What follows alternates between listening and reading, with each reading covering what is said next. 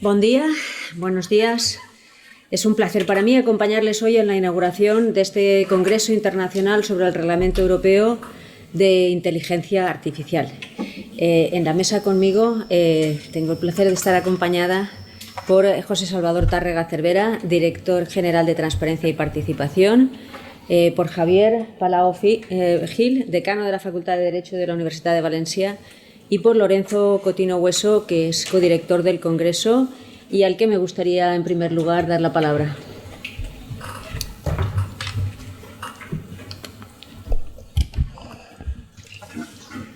Querida vicerrectora, decano, director general y sobre todo pues a todos los profesores y expertos que han venido a este congreso, muchísimas gracias, y particularmente pues a los que han venido de lejos, y cuanto más lejos pues mayor agradecimiento. En primer lugar, pues debo decir que soy uno de los codirectores con Andrés Boix y con Jorge Castellanos, que lamentablemente por un suceso familiar pues tiene unas complicaciones, aunque ha dejado ya mucho trabajo adelantado. Y bueno, les diré la verdad, cuando ya llevo pues unos 40 o 50 congresos, y cuando a uno le toca el turno de la palabra, pues está pensando en cosas tan triviales como si la cafetera que he traído de casa, porque es imposible pagar un café, o estas cuestiones, y entonces le cuesta más concentrarse en lo que es importante. Y en cualquier caso, pues como digo, son ya muchos los congresos que organizamos y muchos de temas digitales, y en los últimos 8 o 10 años sobre inteligencia artificial. Como me gusta especialmente decir, no para los que han venido, que normalmente lo conocen, pero a veces pues también para los que están en la mesa, pues que Valencia, la Facultad de Derecho de Valencia, sobresale y mucho respecto de la media de España trabajando en estos temas, especialmente en el área de Derecho Público, que es la que nos dedicamos, un grupo de investigación bastante potente con Andrés Boix y otros colegas, y en el marco también de la red Derecho TICS y con una colaboración con muchísimas universidades de España.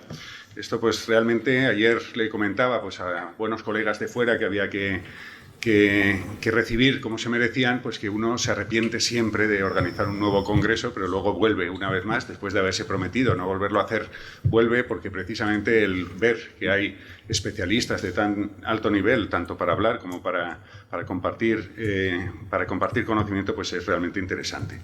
Este congreso surge, hay que mencionarlo, porque en verano pues tuvimos Pérez Simó y yo la idea de lanzar un tratado sobre el futuro reglamento de inteligencia artificial, y le agradezco pues a Pere el pincharme para lanzar adelante este proyecto con más de 25 autores seleccionados entre los mejores que hay en español. Va a ser la obra de referencia, primero en español y pronto también en inglés, pero primero lo que hace falta es que se apruebe el reglamento, y en cuanto se apruebe ya estamos todos agazapados y preparados con nuestros estudios para ver la versión definitiva, que hay pues no poca incertidumbre en cómo quedarán algunos aspectos.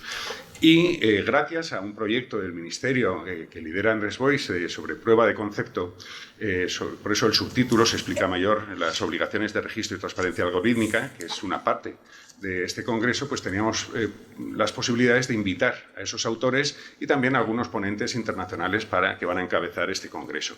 Agradezco también pues al director de Transparencia y de muchas otras cosas más de la Generalitat Valenciana, porque sucediendo a su antecesor pues tiene mucho interés en este tema de la transparencia de los algoritmos, siendo que tenemos la primera ley en Europa que obliga a los registros públicos de algoritmos, y pues he podido coordinar pues un estudio para señalar cómo podría implantarse esas obligaciones.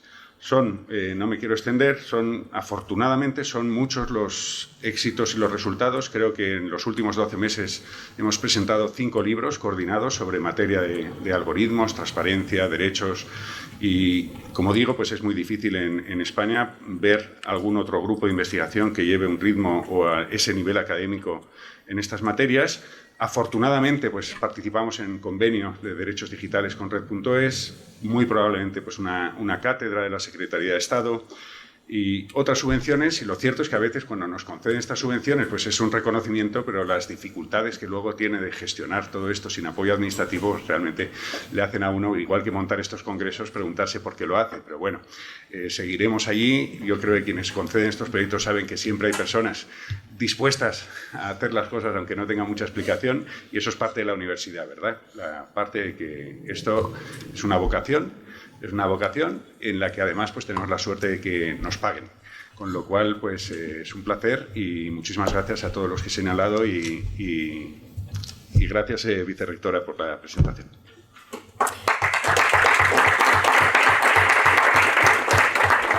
Muchas gracias, Lorenzo. A continuación nos dirigen unas palabras Javier Palau, decano de la facultad.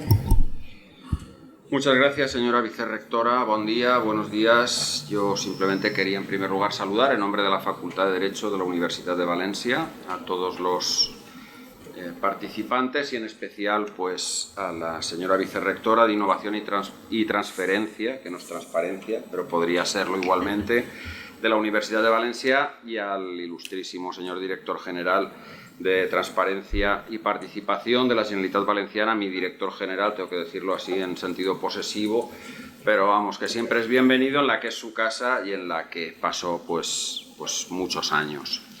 Bien, yo en primer lugar, y en esto Lorenzo pues ya yo creo que me lo has chafado un poco, también quería añadir el agradecimiento a los coorganizadores del Congreso, el profesor Andrés Boix, al profesor Castellanos, que es el perejil de todas las salsas últimamente, y por supuesto al profesor Lorenzo Cotino, que también últimamente pues lo tenemos organizando en la casa cosas habitualmente. Yo quería insistir en ese papel, digamos, líder que tiene la Facultad de Derecho de la Universidad de Valencia en las materias relacionadas con inteligencia artificial. Está aquí el profesor Lorenzo Cotino, el profesor Andrés Boix, el profesor Castellanos, el profesor Marimón, el profesor Ricard Martínez, la gente del Departamento de Derecho Civil, como puede ser Concha Saiz o como puede ser Mariola Mas. Hay un grupo de gente pues, que no se ha arredrado, como ninguno de ustedes, ante cuestiones técnicas. A los juristas los números y las cuestiones técnicas siempre nos dan pavor, ¿no? Y entonces aquel que da un paso, aquella que da un paso y se adentra en estas materias, pues evidentemente hay que reconocerle ese valor. Cuando una facultad pues, se mantiene en lo más alto de los rankings habitualmente, pues es gracias al denuedo y al esfuerzo de ese profesorado que además organiza congresos. Lorenzo, lo de la cafetería lo podíamos haber hablado desde el decanato y haberlo resuelto de una manera menos drástica o menos sangrienta. Bien, yo creo que en ello también hay una preocupación por lo que es la regulación de la inteligencia artificial, porque uno últimamente ve que desde los sectores más ultraliberales de nuestro mundo pues se reclama que no haya una regulación de la inteligencia artificial, ¿no? Y que sean los mercados o que sea la propia actividad la que acabe autorregulándose. Yo creo que eso es el mejor camino para la extinción de la especie y para que, en fin, prospere el mundo de los economistas, que es el que acaba arrasando con el planeta. Y en ese sentido, yo creo que el derecho tiene un papel esencial en lo que es la regulación de algo que va a cambiar el mundo. Es decir, yo les preguntaba de vez en cuando a los estudiantes, ¿ustedes se imaginan un mundo sin Internet? Y todos, no, pues lo hubo. O sea, porque los más veteranos nos acordamos cuando no había ni Internet ni teléfono móvil. Yo creo que vivíamos mejor que ahora.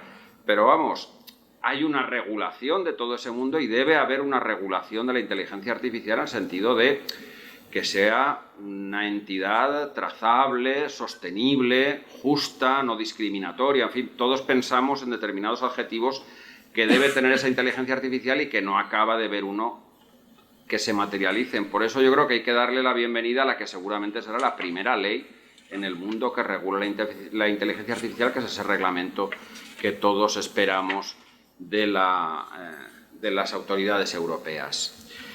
Y nada más, me congratulo de que tengamos un congreso así en la facultad, les deseo como siempre un buen congreso y sobre todo les deseo que lleguen a conclusiones y que esas conclusiones las podamos leer y las podamos aplicar, que debatan, que discutan y que si se puede llegar a un acuerdo en el punto de vista jurídico, pues yo creo que el congreso habrá merecido la pena. Y nada más, muchas gracias.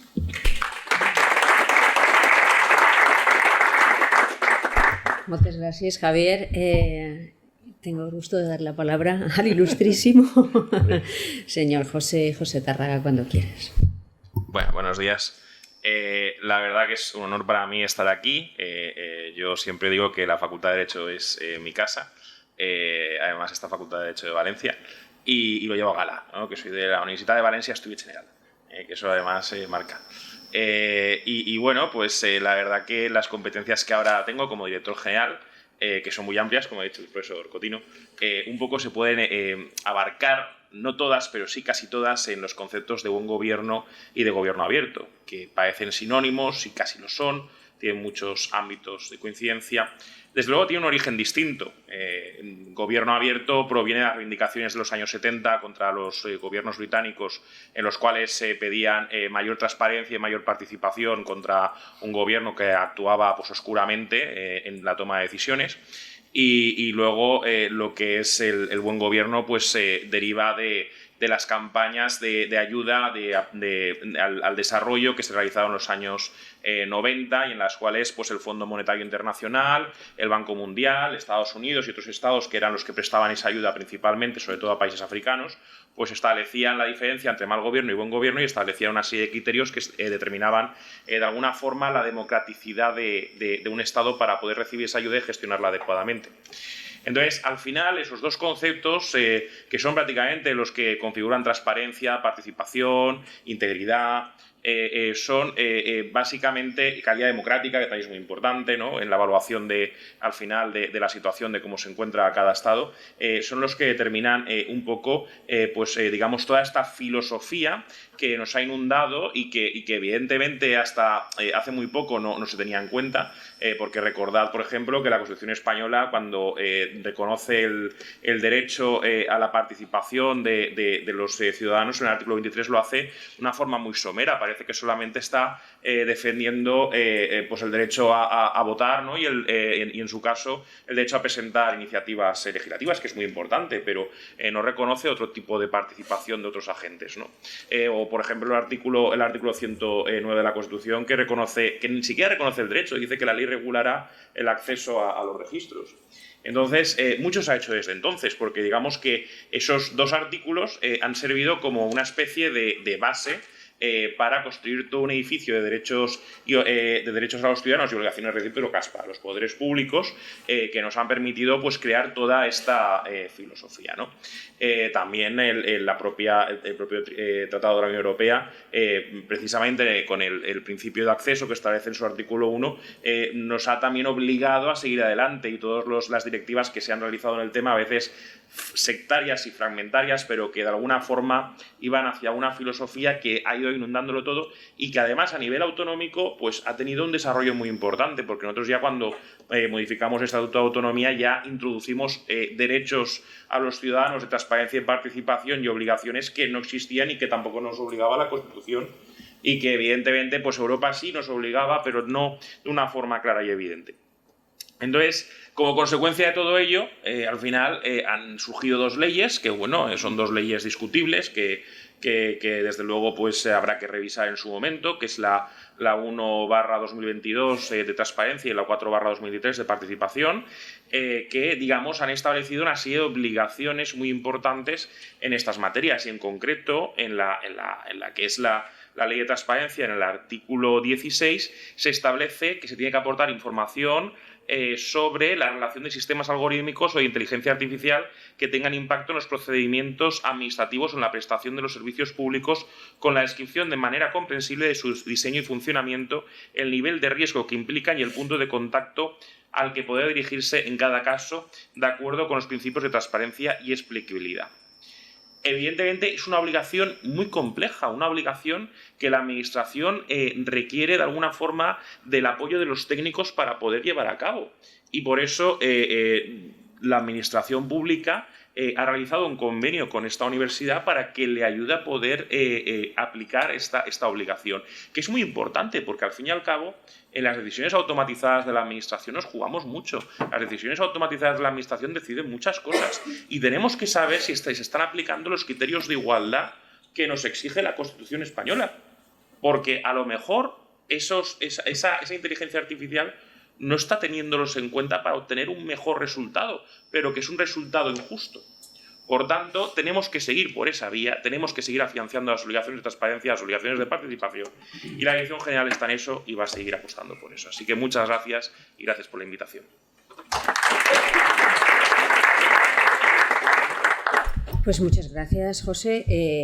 Yo he empezado mi intervención diciendo que es un placer para mí acompañarles hoy en la inauguración de este Congreso Internacional sobre el Reglamento Europeo de Inteligencia Artificial, un evento dirigido a expertos juristas y que surge con motivo de la iniciativa del primer tratado sobre el Reglamento Europeo de Inteligencia Artificial, el Artificial Intelligence Act, y que contará con más de 25 ponencias de especialistas y académicos en la materia que formarán parte de este tratado español sobre el futuro reglamento del que nos ha hablado el profesor Cotino y que está coordinado por él junto con el profesor Pérez Simó de la Universidad Internacional de La Rioja. El AIA es, sin duda, un hito en la regulación de la inteligencia artificial y España desempeña un papel crucial en este proceso, no solo debido a su presidencia en la Unión Europea, sino también a su compromiso con la regulación de la inteligencia artificial, demostrado mediante el lanzamiento del primer sandbox sobre el Reglamento Europeo de Inteligencia Artificial en la Unión Europea. No hay ya ninguna duda de que la inteligencia artificial puede ser muy beneficiosa para las sociedades tecnológicamente avanzadas como la nuestra, desde transportes más limpios y seguros a mejoras en salud pública y, por supuesto, en la industria, a la que puede aportar incrementos sustanciales en optimización de procesos y sistemas. Los beneficios que la inteligencia artificial podría conseguir abarcan casi todos los ámbitos de nuestra sociedad. Y, sin embargo, en general no estamos muy seguros de que el sector privado o el público, como hemos oído en esta mesa, los que utilizan la inteligencia artificial tengan un conocimiento pleno o un control suficiente de lo que hacen estos sistemas, y todos somos conscientes de los riesgos inherentes a esta tecnología. Es por ello por lo que se ha de invertir tiempo y recursos para que el derecho cuente con las herramientas necesarias para acompañar e impulsar esta innovación tecnológica y proteger el desarrollo de la inteligencia artificial. Y en eso, como ya hemos oído, la Facultad de Derecho de la Universidad de Valencia tiene mucho que decir. Contamos, como ya hemos escuchado al decano, contamos con un grupo de expertos especialistas en este ámbito a los que, desde la institución, quiero dar explícitamente las gracias por su trabajo en este campo tan relevante y que todos esperamos que permitirá asegurar entornos más seguros en el desarrollo y la aplicación de esta herramienta tan fundamental. Además de contar con múltiples proyectos de investigación relacionados con la regulación de los algoritmos, de una cátedra, la Cátedra Pagoda de Gobierno Abierto, Participación y Open Data, que el director general conoce muy bien con la Generalitat Valenciana, diversos profesores, entre los que destaco a Lorenzo, presente en la mesa, pues colaboran con la Secretaría de Estado de Inteligencia Artificial y la Asociación Odiseya, el Observatorio de Impacto Social y Ético de la Inteligencia Artificial, a través de convenios con el SEDIA, y gracias a toda esta actividad y buen hacer, pues parece que hay muchas probabilidades de que una de las dos cátedras de la Estrategia Nacional de Inteligencia Artificial en el ámbito del derecho sea concedida a la Universidad de Valencia, y para ello también se cuenta en este caso con la implicación del sector privado. La Facultad de Derecho de la Universidad de Valencia es así un lugar de acogida perfecto para este congreso, en cuyas mesas redondas he visto en el programa que se discutirán temas fundamentales relacionados con el marco regulatorio europeo para la inteligencia artificial, entre los que he visto pues el Reglamento de Inteligencia Artificial, el Artificial Intelligence Act, en su contexto europeo y su extensión posiblemente mundial. Y en ese sentido, pues agradecer especialmente la visita de expertos de Argentina, Francia e Italia. También el alcance del AIA a nivel territorial, junto con la discusión de aquellas tecnologías que quedarán sujetas a este reglamento, las obligaciones y los requisitos de los sistemas de alto riesgo, tanto en su lanzamiento y funcionamiento como en el seguimiento de sus actividades, o el cumplimiento de los reglamentos en distintos estados, por mencionar algunos de los que me he encontrado nada más mirar el programa.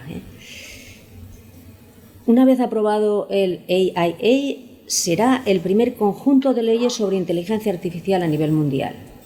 Todos los temas que serán abordados en este congreso son un reflejo de la amplitud y la profundidad de la regulación propuesta, y también del compromiso de la Unión Europea y de sus instituciones en abordar los desafíos éticos, técnicos y legales asociados con la inteligencia artificial y su desarrollo. Quiero dar las gracias a la Facultad de Dret de la Universidad de Valencia por acoger el evento, a los organizadores por dedicar su tiempo y su esfuerzo a esta iniciativa, a los colaboradores por su implicación y su apoyo y, por supuesto, a todos ustedes, participantes en el evento, porque estoy segura de que este congreso será muy provechoso para todos los presentes y también para el conjunto de la sociedad. Muchas gracias.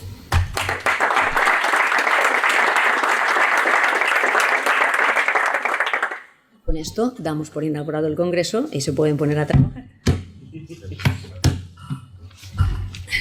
Muchísimas gracias. Sin solución de continuidad, pues ahora los primeros ponentes pues ya iniciaremos la mesa.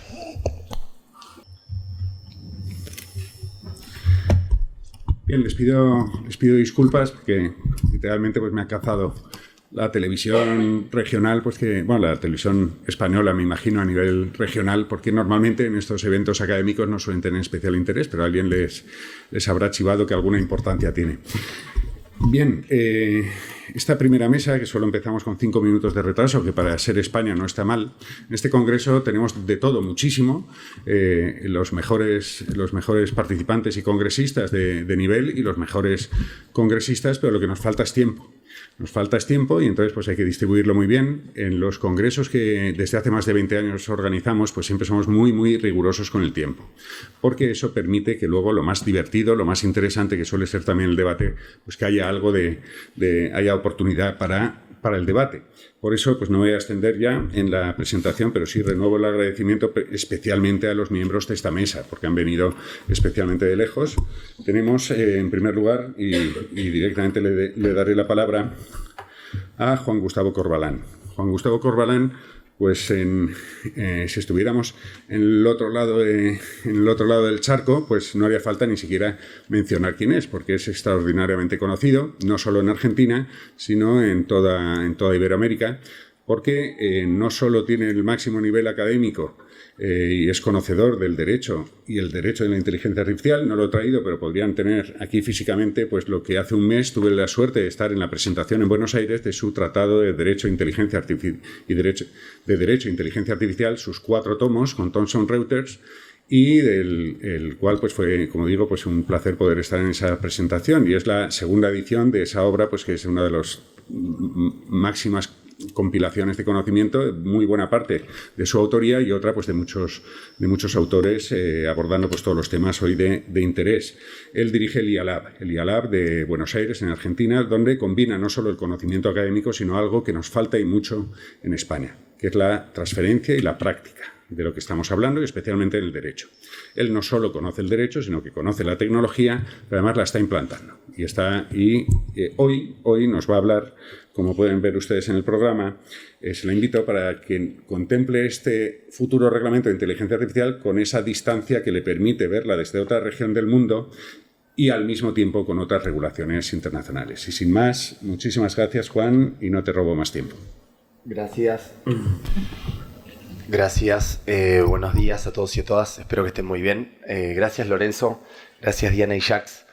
Un honor y un lujo estar aquí. Gracias también por la invitación, Lorenzo, y por tus palabras.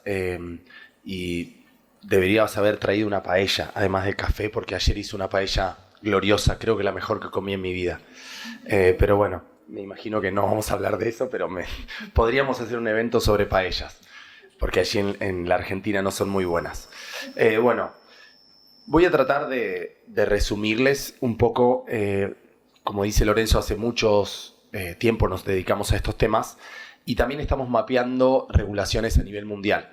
Tenemos un gran equipo, más o menos 6-7 personas que estamos viendo qué sale, y hay como una fiebre por regular la IA, y eso quizás es una buena noticia, en parte.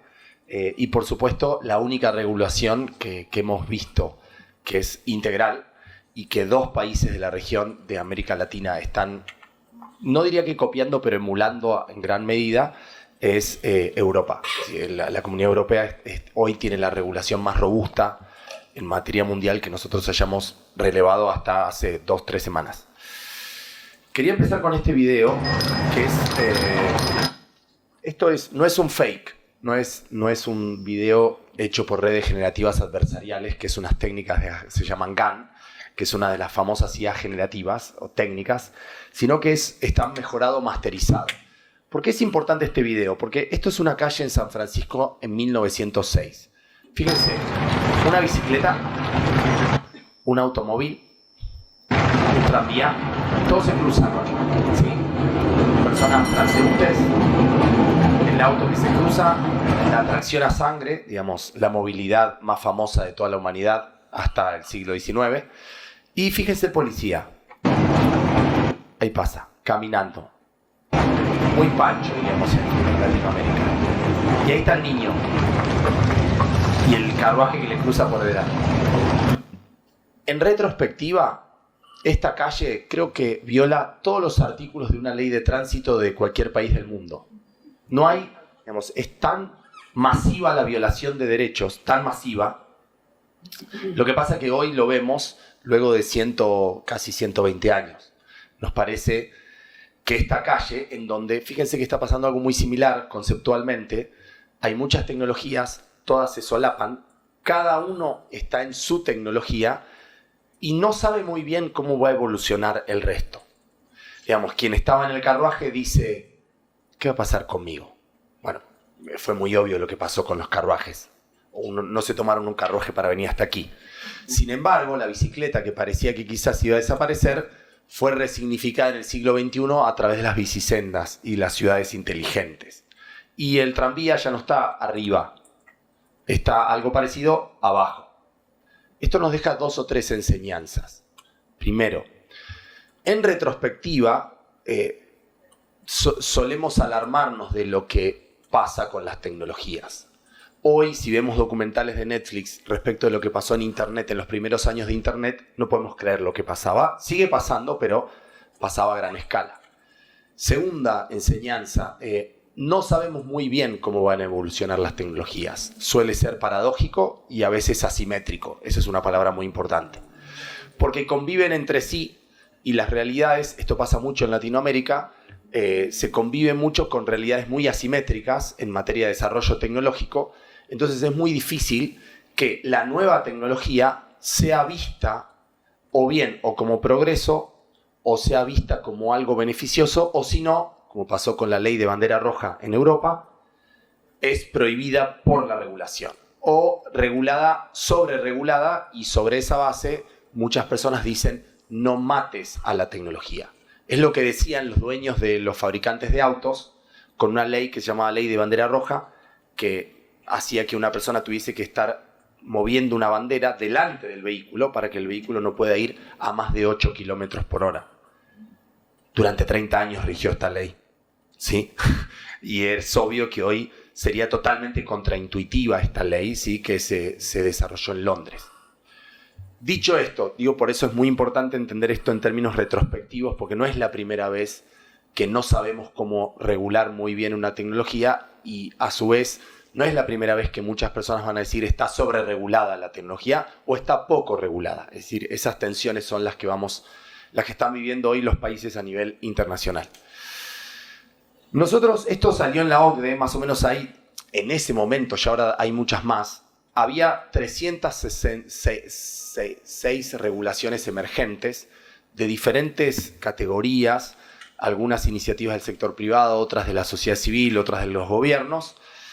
Nosotros hicimos un cuadro comparativo, sí, que está en el tratado, pero también lo tenemos disponible, de principios éticos. Porque la UNESCO hace poco tiempo, hace un par de años, nosotros participamos en la elaboración de las recomendaciones de la UNESCO. La UNESCO fue una de las últimas, pero en general, hoy en día, lo hemos hablado con Lorenzo, a quien reconozco, y es verdad que Valencia y el equipo de Lorenzo y otros profesores de lo que conocemos de España es lo que está más a la vanguardia, y específicamente en derecho público, y ya hoy en día no hay un gran debate sobre principios éticos. Si uno quiere saber si en realidad le gusta la neutralidad tecnológica, bueno, en realidad la neutralidad tecnológica la adopta la UNESCO y la adopta Colombia, y también Estados Unidos. Entonces uno puede agarrar una matriz y decir, bueno, ¿con qué me siento más afín? Pero no hay mucho debate sobre ciertos principios éticos. Si ustedes ven todos los que tienen verde, ¿sí? Por ejemplo, transparencia y explicabilidad, no hay ningún organismo ni país que no lo adopte como principio. Después veremos cómo lo concretiza, cuáles son los estándares, cuáles son las reglas. Entonces me parece que la discusión sobre cuáles son los principios éticos como que ya está empezando a evolucionar y ya hay un consenso sobre una serie de principios éticos y ahora ya el desafío y las cuestiones van más anudadas a cuestiones de normas, regulación más concreta, derecho positivo. Nosotros hicimos un libro que recopila algunas legislaciones mundiales, ahí está el QR, es un libro gratuito, para por lo menos hacer una especie de óptica a nivel internacional, y obviamente acá en el tratado abordamos más cuestiones. Yo traje acá pinceladas, por una cuestión de tiempo, pinceladas de lo que está pasando en América, ¿sí? Chile tiene un proyecto de ley, Brasil tiene un proyecto de ley del 2023, Biden no es un proyecto de ley, pero Biden acaba de, hace poquito, lanzar una orden ejecutiva monumental en donde le da instrucciones a todas las agencias estadounidenses con un montón de cosas. Yo recomiendo mucho leer la orden ejecutiva de Biden, sí, que salió ahora en octubre. Argentina sacó, no tiene un proyecto de ley robusto Argentina, sino que sacó unas recomendaciones para una IA fiable, que es soft law, en el ámbito del sector público, muy larga, de las más largas de Latinoamérica. Perú tiene un proyecto de ley y Estados Unidos tiene un proyecto de ley en California y una ley 144 en Nueva York, que creo que son relevantes porque de alguna medida regulan la IA. Y Canadá tiene un proyecto de ley de fines del 2022 y Colombia el 2023. Como pueden ver, todos los proyectos de ley son muy recientes, ¿sí? En América. Muy recientes, y Europa ya tiene una discusión que viene dándose, creo que desde las primeras recomendaciones 2016, ¿sí? Del Parlamento Europeo. Highlights, ¿sí? En Argentina hay un enfoque de gestión de riesgos de esta resolución del Poder Ejecutivo, pero no hace una segmentación de riesgos, sino que dice cómo gestionar el riesgo en sistemas de IA del sector público, y se enarbola en los estudios europeos que hablan del famoso ciclo de vida de la IA. Recuerden que en la comunidad internacional la IA tiene un ciclo de vida que suele tener 4 o 5 etapas dependiendo de dónde uno quiera enfocar. Y lo que hace Argentina es, en cada etapa, da una serie de recomendaciones de pisos mínimos que son soft law, o por lo menos recomendaciones que son solo vinculantes para los organismos públicos. Digo porque en Latinoamérica no hay una regulación en este punto más robusta que esta. Aunque, insisto, no prevé ni sanciones específicas, ni prevé la regulación de las empresas desarrolladoras. Es decir, no aspira a modificar regulación vinculada al Código Civil y Código Comercial, por ejemplo. Colombia me parece que tiene dos cosas que encontré que no encontré casi en ningún lugar del mundo. Escuchen esto, artículo 9. Prevalencia de la inteligencia humana sobre la inteligencia artificial. Esto no viene en ningún lugar del mundo. Esto es lo que la mayoría de las personas siente y piensa de la IA. Estamos de acuerdo. De hecho, Human in the Loop, de alguna forma, está anclado en esto, en este concepto. Lo que pasa es que es la primera norma que conozco en el mundo que lo reconoce expresamente a esto. Y segundo es preservación del ser humano y su entorno ambiental, ¿sí? Después Diana lo deberías ver, un título 4 que habla de ciertos principios y reglas de política de transparencia y explicabilidad que me parecen interesantes, ¿sí? Al menos porque los consabra a nivel expreso, pero quizás con mucho menos rigor técnico y especificidad que a nivel europeo en algunas directrices o regulaciones. Y esto lo vamos a ver también en Brasil. Fíjense cómo regula la responsabilidad. Por un lado, la responsabilidad extracontractual, siempre a partir del uso de algoritmos de IA, la conciben como objetiva, ¿sí? Y los perjuicios materiales e inmateriales. Y a su vez dice que es responsabilidad contractual y obligación de los estados parte o de las autoridades públicas para que cuando se celebren contratos en donde esté subyacente el uso de la IA, tienen que pactar cuáles van a ser los riesgos y la indemnización por los daños de la IA. Esto tampoco lo he visto en muchas regulaciones, ¿sí? Digo porque son dos cosas que encontré curiosas de Colombia. Chile es una de las regulaciones, proyectos de ley que siguen a Europa, ¿sí? En mi opinión, ni la de Brasil ni la de Chile, aunque la de Brasil un poco más, perdón que lo diga en estos términos, son una copia, es un copy-paste un poquito incorrecto, que están haciendo de Europa, ¿sí? Pero bueno, es una consideración personal. Acá tienen, por supuesto, enfoques basados en el riesgo y obviamente siguen, nosotros hicimos un cuadro, que si quieren después se los comparto, sistemas de riesgo inaceptable o prohibidos o sistemas de alto riesgo, y también hacen una, insisto, no tan exhaustiva como Europa y tampoco tuvieron ese ida y vuelta que tuvo Europa sobre si esta parte es más de riesgo inaceptable o no, esas idas y vueltas. Y obviamente esto me llamó mucho la atención, no lo comparto en absoluto. Incluyen en la definición de IA a los sistemas expertos y al razonamiento simbólico, que para alguien que maneja la técnica es como decir que hacer una página web va a ser IA subsimbólica, y entonces por eso le voy a tener que aplicar el reglamento. Hay gente que, veo que hay personas que hacen así con la cabeza, esto es un absurdo, es evidente que acá no tienen un asesoramiento técnico, porque está claro que un sistema experto, para los que no están familiarizados con el software, son reglas simbólicas en donde el programador todo el tiempo explícitamente le dice al software una serie de secuencias de if. Dado algo, debe ser algo. Entonces no hay aprendizaje de datos subyacente. Entonces no tiene sentido hacer una regulación como el reglamento europeo u otras, sino que eso se puede regular con reglas clásicas como se viene regulando el software clásico, el mundo digital. Y otra cosa que me pareció en Chile es que prevé sanciones económicas y también el retiro de autorización para distribución, comercialización y uso. Brasil, así muy rápido. Brasil sí tiene, a diferencia de casi todos los países de la región americana, una enumeración de los nuevos derechos, que podríamos decir nuevos derechos. Por ejemplo, el derecho a una explicación sobre la decisión, el derecho a impugnar decisiones o predicciones de IA. Si bien ustedes estos están muy familiarizados, en Latinoamérica no hay una norma que enumere derechos, ¿sí? en cuestiones de esto. Y también pone, digamos, hace sistemas de prohibidos y de alto riesgo. Fíjense la diferencia. Voy a hacer al final una consideración sobre esto, porque tenemos muchos desarrollos de software en materia de justicia.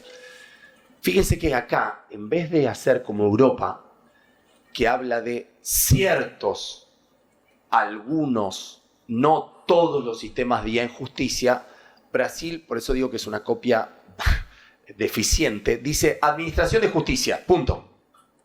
Es decir, un chatbot de orientación en la justicia sería de alto riesgo. No requiere mucha explicación, digamos, en relación a lo absurdo que esto sería. Sí. Y obviamente, fíjense acá, en materia de responsabilidad, sí, tienen una obligación de reparación integral independiente del grado de autonomía del sistema, y para alto riesgo o riesgo excesivo, el proveedor responde objetivamente, esto igual que en Colombia, en la medida de su participación del daño. Esto no dice Colombia. Pero en los otros sistemas de IA no se presume la culpa del causante del daño y se aplica la inversión de la carga de la prueba a favor de la víctima, en los que serían sistemas que no son de alto riesgo, ¿sí? Perú es algo, digamos, exótico. Tiene solo 5 artículos. Dice, me enfoco basado en el riesgo. Esto sería casi inconstitucional en la mayoría de los países de la región. Y le delega al Ejecutivo, digamos, la elaboración de la regulación. Digamos, esto sería, en Argentina se llaman decretos delegados, y esto tiene que darse una serie de condiciones constitucionales que no me parece que sea el caso. Pero bueno, Perú tiene un sistema especial. Nosotros hemos trabajado con la Corte Peruana para hacerles un algoritmo y su sistema jurídico es un poco diferente en algunos aspectos. Fíjese Canadá. Canadá me parece un caso muy exótico. Primero, habla de sistemas de alto impacto como asimilables a lo que ustedes llamarían riesgo alto, ¿sí? Lo que llaman de alto impacto. Y hablan de incidencia elevada. Y ahí no hacen, a diferencia de Europa, por eso que yo digo que la regulación de Canadá, les invito a leerla, son más o menos 150 páginas el proyecto, pero es muy interesante. Creo que es uno de los más interesantes del mundo, porque tiene un enfoque híbrido, está a mitad de camino entre los americanos y los europeos, y obviamente con una impronta francesa, con lo cual es bastante exótica. Bueno, Canadá obvio que tiene mucha impronta francesa. Y los propósitos de esta regulación es, por un lado, bueno, regular el comercio y el comercio de sistemas de IA, ¿sí? Y después, ¿sí? Establece obviamente un sistema de responsabilidad para los sistemas de alto impacto, ¿sí? para identificar, evaluar y mitigar riesgos o resultados. Para terminar, Estados Unidos, a ver, si uno lee la orden ejecutiva de Biden de octubre, ahí vemos claramente la diferencia, no solo cultural, sino de evolución de tecnologías americanas.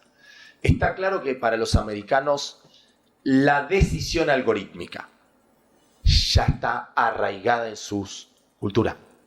Fíjense que nunca hablan de prohibir / alto riesgo para una decisión algorítmica. No la conciben ni como prohibida ni como de alto riesgo. Lo que sí están evaluando es ver cómo van regulando esas decisiones algorítmicas y mediante qué estándares, qué protocolos, qué códigos de conducta, etc. Yo creo que acá es donde veo como los polos, digamos. La matriz americana, que es una matriz, los algoritmos toman decisiones. Esto ya está. Veremos cómo las toman, en qué contexto las toman. Pero ya no vamos a hacer algo como Colombia, o en parte como Europa, que es Human in the Center, y eventualmente vamos a prohibir o considerar de alto riesgo por default decisiones algorítmicas de manera masiva.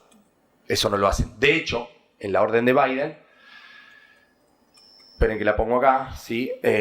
Fíjense lo que dice: se disuade a las agencias de imponer prohibiciones o bloqueos generales amplios sobre el uso de la IA generativa. Esto vinculado a la IA generativa, ¿no?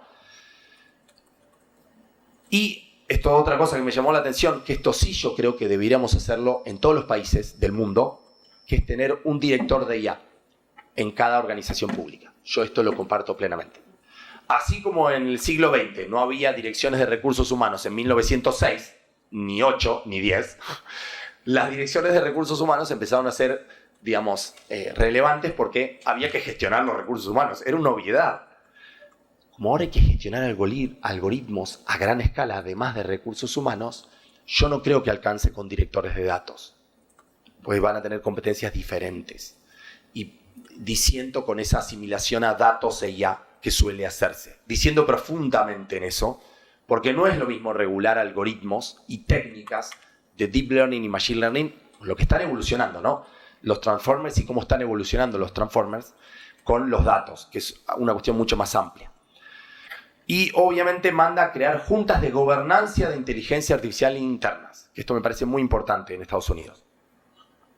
Fíjense hasta qué punto dan por sentado que la IA es parte de la actividad judicial, de que le pide al fiscal general que en 365 días presente un informe sobre el uso de IA en el sistema de justicia penal. O sea, no le está diciendo está prohibido la IA en la justicia penal o es de alto riesgo. No, es ya sabemos que se aplica en la sentencia libertad condicional. Sí, digo para que entendamos las diferencias de cultura y de avance de la IA. Bueno, y otra cosa que tiene la orden ejecutiva que me pareció fantástica es que esto veo que falta en nuestros países y en Europa, que es evaluar el impacto en el empleo, el impacto en la eficiencia y en hasta qué punto sustituye o no los humanos o cómo se va a modificar el empleo. En esto la orden ejecutiva es digna de admirar. Creo que tendríamos que hacer algo parecido a esto. Es masivamente pedirle a nuestras áreas del sector público, que es más fácil, que evalúen cómo va a impactar el uso de algoritmos en su dinámica, en la salud, en la educación, en la justicia, en la seguridad, etc. Si no, siempre vamos de una fase regulativa / prohibitiva en algunos casos, pero nunca hacemos estudios de campo para entender cómo va a evolucionar la sustitución o la complementariedad. Ustedes esto lo conocen, lo voy a pasar, que es lo que acaba la posición de Francia, Alemania e Italia, ¿sí? Esto seguramente lo van a tocar, así que lo paso.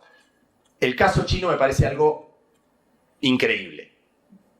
Cuando China, quizás muchos no los conocen, China sacó una ley en tiempo récord. En abril dijo, vamos a presentar, o en mayo, vamos a presentar un proyecto de regulación sobre IA generativa y en agosto empezó a regir.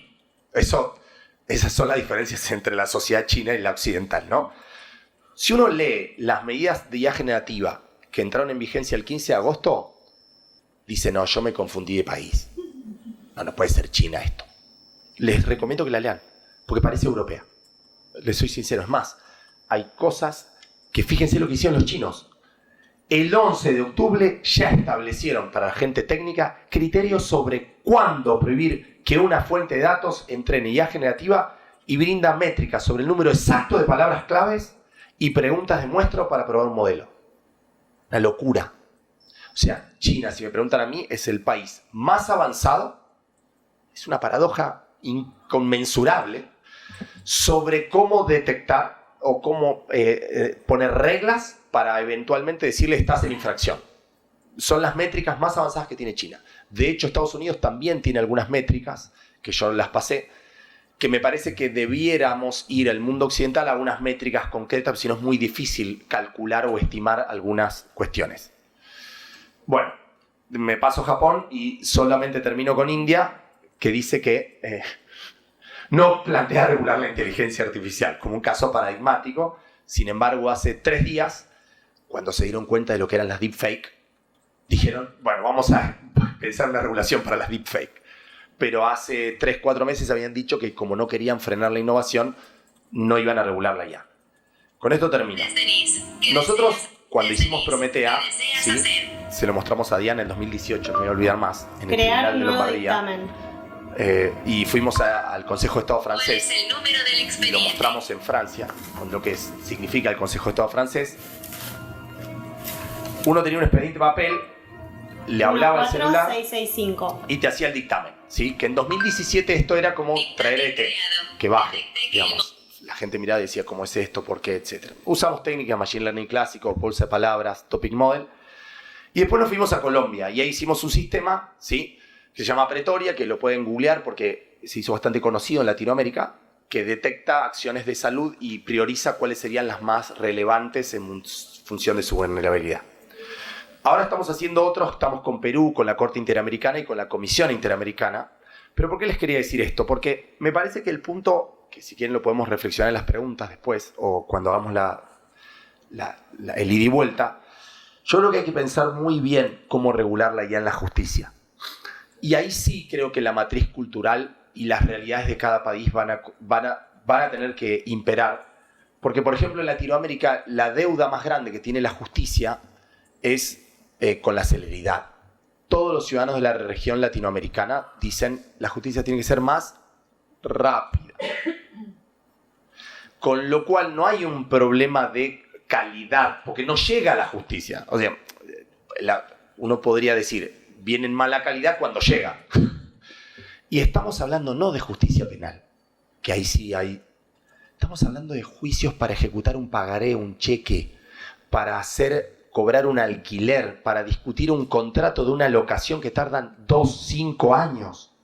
Un juicio laboral por despido injustificado, 8 años. Si no usamos la IA y por default vamos a considerar que aplicar la ley o hechos concretos o a ser utilizados en forma similar en la resolución alternativa de controversias sin hacer ninguna distinción, nos llevaría en la justicia, por lo que implica que una IA sea de alto riesgo según los estándares europeos, a no tener IA durante los próximos 10 años. Esta es una opinión personal. Porque he hecho sistema de IA con todo lo que cuesta hacer sistema de IA. Si además lo vamos considerando de alto riesgo, es casi matar la IA en Latinoamérica. Si nosotros importamos esta normativa así, copy-paste. Por eso en Brasil ahora se está trabando, porque Brasil tiene muchos desarrollos de IA en la justicia, ¿sí? También.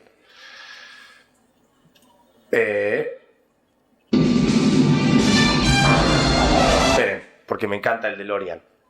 Con Diana, con esto termino mi charla, con Diana, y a quien agradezco a Diana y a Jax, grandes amigos, y un honor estar con ellos aquí.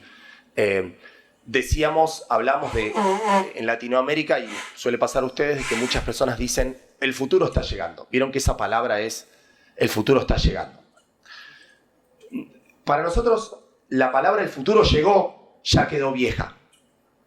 Si uno lee papers de cosas que pasan con plugins, solo con plugins de GPT-4, nada más que eso, el futuro es pasado.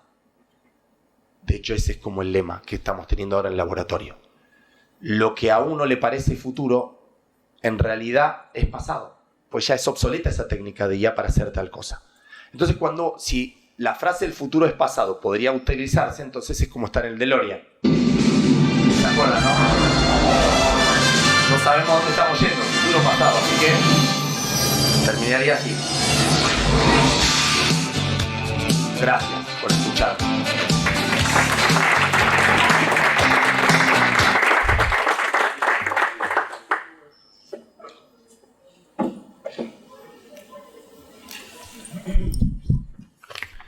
Querido Juan Gustavo, pues un placer oírte y todas las ideas e información que nos has aportado en esta perspectiva de la regulación mundial de la inteligencia artificial y el contexto en el que se produce este reglamento.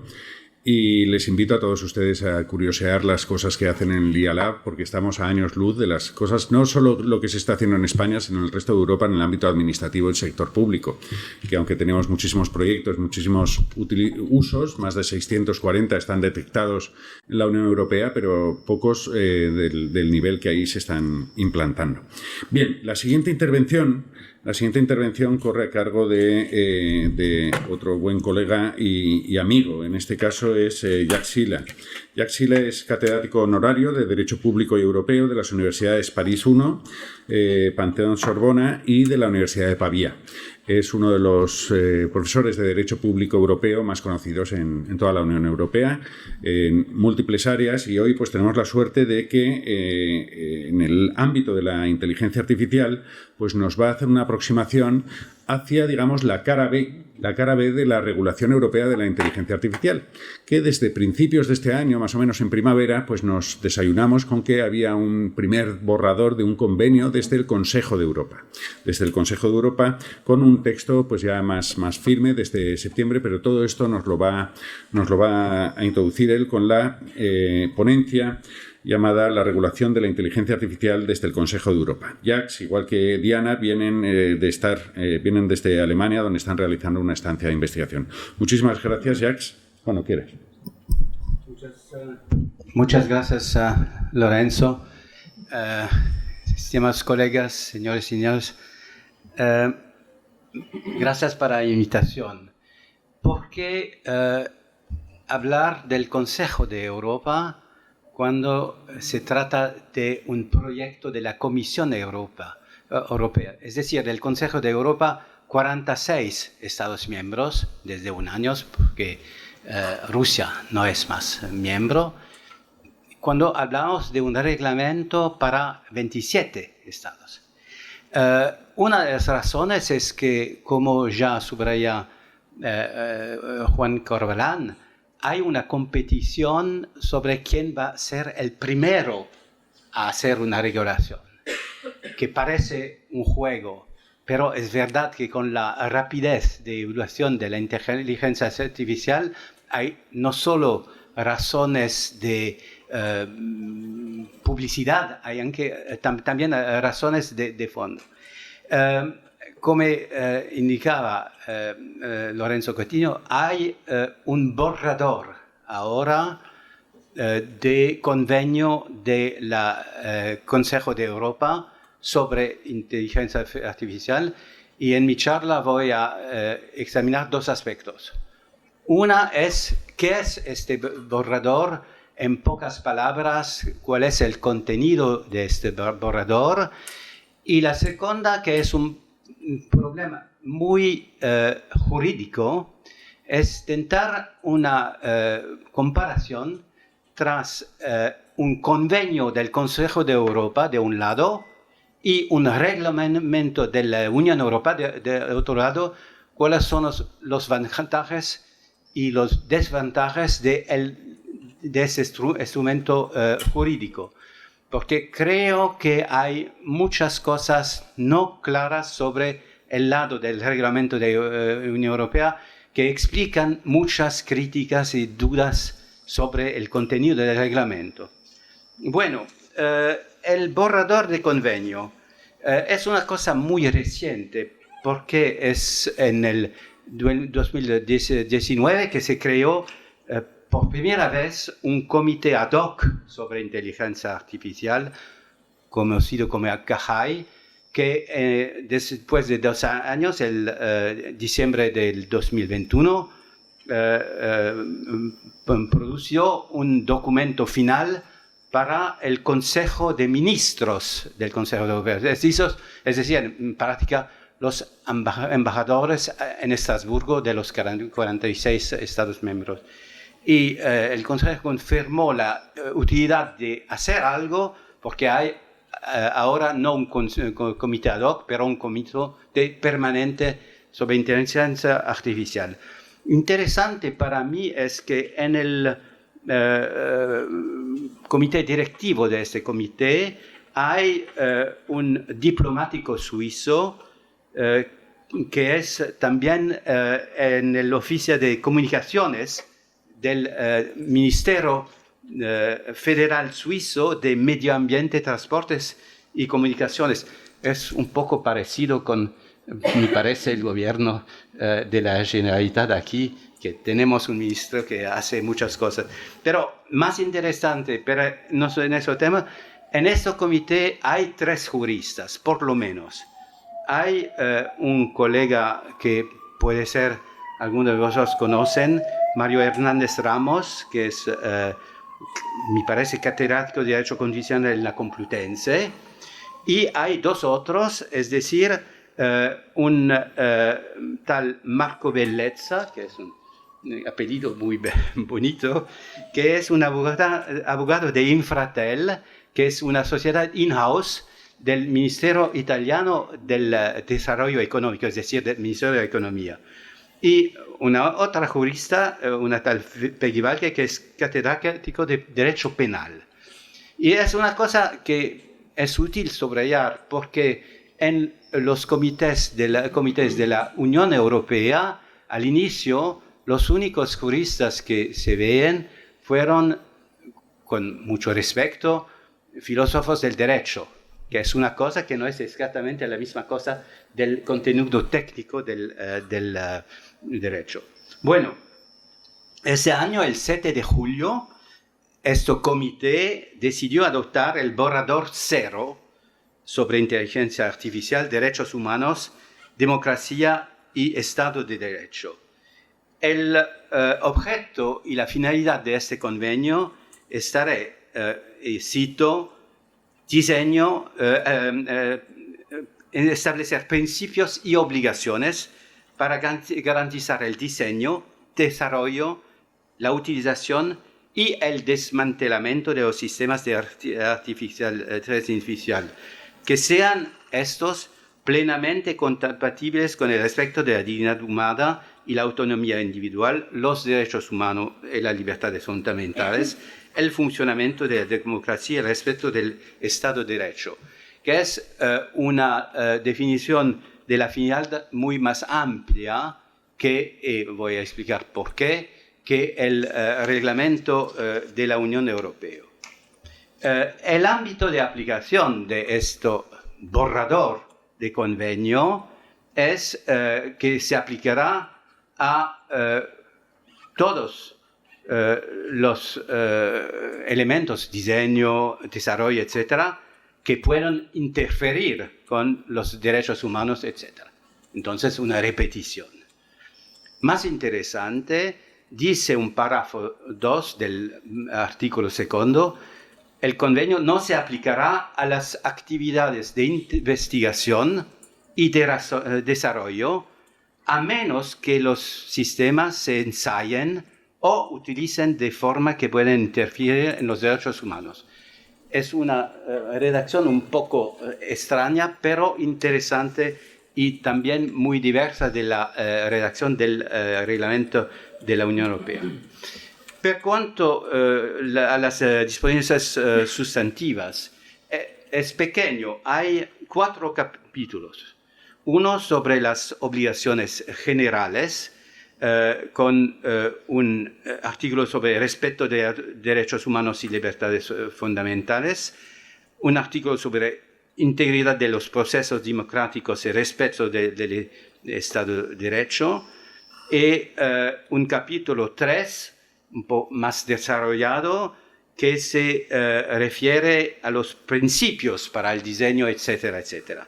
Con artículos 1 sobre transparencia y control, uno sobre rendición de cuentas y responsabilidad, uno sobre igualdad y no discriminación, uno sobre intimidad y protección de los datos personales, uno sobre seguridad, producción y robustez de los sistemas de desarrollo, y un artículo sobre innovación segura.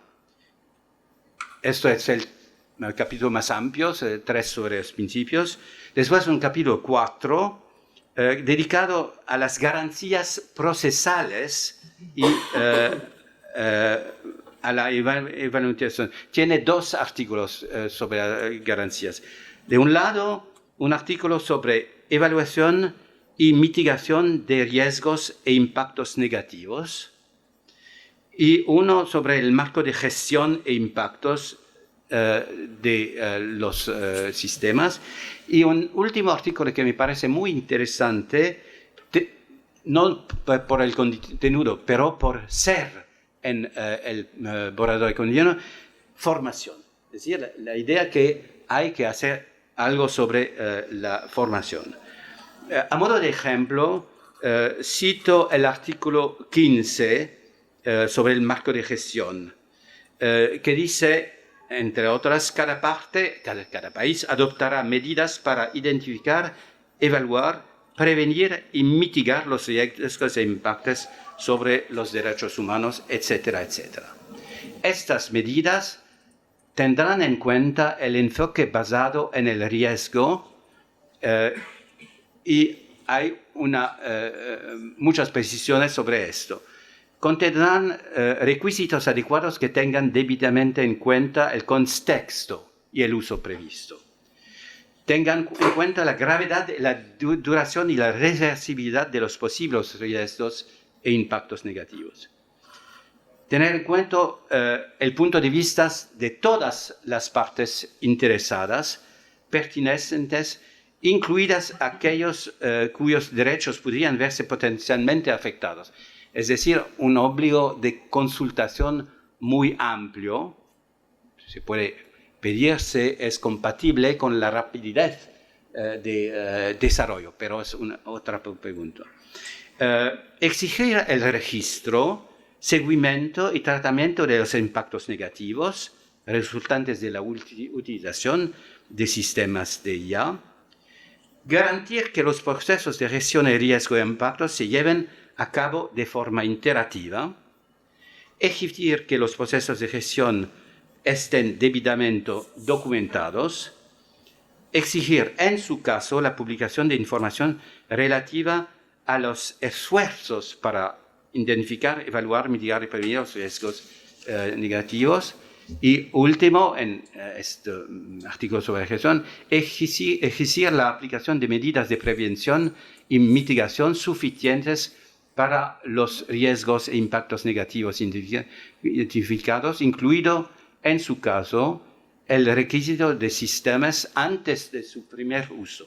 Entonces, ahí, me parece, es el artículo más desarrollado, pero permanece muy abstracto. Después dice el convenio, pero eso es una fórmula normal para convenios del Consejo de Europa, cada parte, es decir, cada país, adoptará las medidas legislativas o de otro tipo que sean necesarias. Bueno, no voy a hacer una comparación sobre el contenido, porque estaré en otro convenio. Mi punto es más decir cuáles son los ventajas de un convenio, este tipo de instrumento del Consejo de Europa, y los desventajas respecto a un reglamento de la Unión Europea. En mi opinión, el texto es una buena ilustración de estas ventajas e inconveniencias. El ventaja esencial de un convenio del Consejo de Europa es que no es supeditada a la existencia de una base jurídica adecuada. Y esto lo voy a explicar porque es un problema central para el reglamento y que muchas veces no han estudiado ni también en el Parlamento Europeo, ni también algunos juristas, creo, de la Comisión y del Consejo. Para un convenio del Consejo de Europa es suficiente que corresponde a la finalidad del Consejo de Europa en el estatuto, que es realizar una unión más estrecha entre sus miembros. Es una cosa muy amplia. El Consejo de Europa puede adoptar convenios sobre cualquier materia que es una materia útil para Europa, para 47 Estados miembros. Y esto es el punto importante. El texto del borrador es bastante amplio, bastante simple, pero no tiene que hacer el que yo llamo las acrobacias que suponen encontrar una base jurídica adecuada en el derecho de la Unión Europea, por no ir más allá del llamado principio de atribución. Me explico. El proyecto de reglamento claramente indica dos bases jurídicas, es decir, el artículo 114 sobre la aplicación de leyes para el mercado interior, y es decir, la segunda base jurídica, el artículo 16 sobre protección de los datos personales. ¿Cuál es el problema? En teoría, el recurso al artículo 114 sobre el mercado interno se justifica solo por la necesidad de impedir la adaptación de reglamentaciones nacionales que son para la protección de intereses públicos, pero pueden limitar la libre circulación, en ese caso, de servicios. El artículo 114 no permite una reglamentación de sistemas de inteligencia artificial general, solo con el enfoque de impedir tener 27 o más reglamentaciones diversas. Eso es un poco como en el sistema canadiense. Más importante, y esto es mi opinión, la base jurídica del artículo 114 permite sí de imponer obligaciones a los diseñadores y desarrolladores de sistemas por garantizar la libre circulación de servicios. Pero no permite, según mi opinión, de hacer obligaciones a los usuarios de los sistemas de inteligencia artificial, porque esto no ha ningún impacto sobre la libre circulación de servicios. Es diverso con el artículo 16, porque el artículo 16 del Tratado sobre su funcionamiento de la Unión es el artículo sobre protección de datos personales, y esto muy claramente permite imponer obligaciones también a los usuarios. Y creo que es una de las razones mayores por la cual hay un tal enfoque sobre protección de datos en el reglamento, el proyecto de reglamento de la Comisión, porque es el aspecto donde hay menos problemas de justificación de la existencia del reglamento, no en teoría, segundo el derecho de la Unión Europea. Bueno, es complicado, pero yo tenía que subrayarlo. A todos ellos que critican el proyecto de la Comisión por no ser suficientemente amplio en materia de inteligencia artificial y por dar demasiado peso a la protección de datos, basta recordarles este punto. Y hay que subrayar también una cosa. En el texto de los considerandos, que son en el inicio de cada reglamento, directiva, decisión de la Unión Europea, hay la exposición de cuál estará el contenido, los objetivos de la reglamentación. Pero los considerandos no son reglas obligatorias. Y hay discrepancias como muchas veces, tras los considerandos que son, creo, un poco de la publicidad. Dicen, vamos a hacer cosas fantásticas, y después, si se leen los detalles de los artículos, no siempre corresponde. Es una técnica legislativa normal que se explica para la razón de la necesidad de una base jurídica. En el proyecto de convenio, en borrador de convenio de la Consejo de Europa, no hay ese problema. Pero, y concluyo con eso, el problema con un convenio del Consejo de Europa es que es obligatorio solo por los estados que lo aceptan. Y claro, en el proyecto de borrador se dice que el proyecto entrará en vigor después de 5 ratificaciones, 5 sobre 46. ¿Por qué? Porque es una cuestión de velocidad, y es la idea que si tenemos un convenio del Consejo de Europa, también no se aplica a todos los países, puede ser un objeto de comparación útil para subrayar la importancia del Consejo de Europa. Muchas gracias por su atención.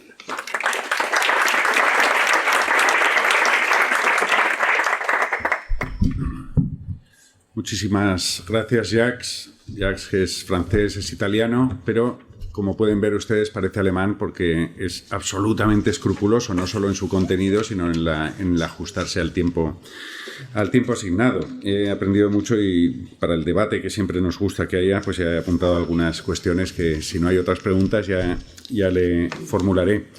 Y le tengo que agradecer, igual que a Diana Galeta, a mi querido Juan Gustavo no, porque compartimos lengua, pero el esfuerzo que supone el cambiar de lengua y, como pueden ver ustedes, pues la forma envidiable que tiene de expresarse, que también nos gustaría a muchos de nosotros poder expresarnos así en nuestra propia lengua. Bien, la siguiente intervención corre a cargo de Diana Galeta. Diana Galeta es catedrática de Derecho Administrativo y Europeo, directora del CERIDAP de la Università degli Studi de Milano, la Universidad de Milán, y vieja amiga también de esta universidad, porque por suerte pues también ha tenido la ocasión de venir en algunas y nos une, pues no solo que curiosamente pues el mundo es un pañuelo, y tanto Juan Gustavo como Diana ya compartían trabajos académicos e intereses por su parte, pero desde aquí nos une un amigo común, que es nuestro querido catedrático de la Universidad de Constance, Martin Nibler, con quien hemos compartido muchos años, también muchos congresos, y ella es especialista en Derecho Administrativo, como he señalado, Derecho Europeo, pero sobre todo con una especialización en el ámbito digital y en los últimos años también de inteligencia artificial. De hecho, pues ha participado en algunos de los últimos libros que se han publicado desde la Universidad de Valencia. Ella nos va a hablar hoy de un tema que retomará mañana también Andrés Boy. Lo que pasa es encajar los programas a veces siempre un poco complejo, y nos va a hablar sobre el reglamento de inteligencia artificial en el ámbito más concreto del sector público y la transparencia en Europa, que, como les he adelantado, pues es uno de los subtemas específicos de este reglamento. Muchísimas gracias, Diana, y cuando quieras. Gracias a ti, Lorenzo. Te agradezco mucho la invitación a este interesante e importante congreso, también porque hay amigos. Con Juan Gustavo Corvalán hemos publicado hace quelques años una publicación junta sobre el tema de la administración 4.0, con la idea de ver un poco cómo las TIC se podrían relacionar con la administración pública. Ahora todo esto es traspasado, no es pasado, pero es traspasado, como lo decía Juan Corvalán.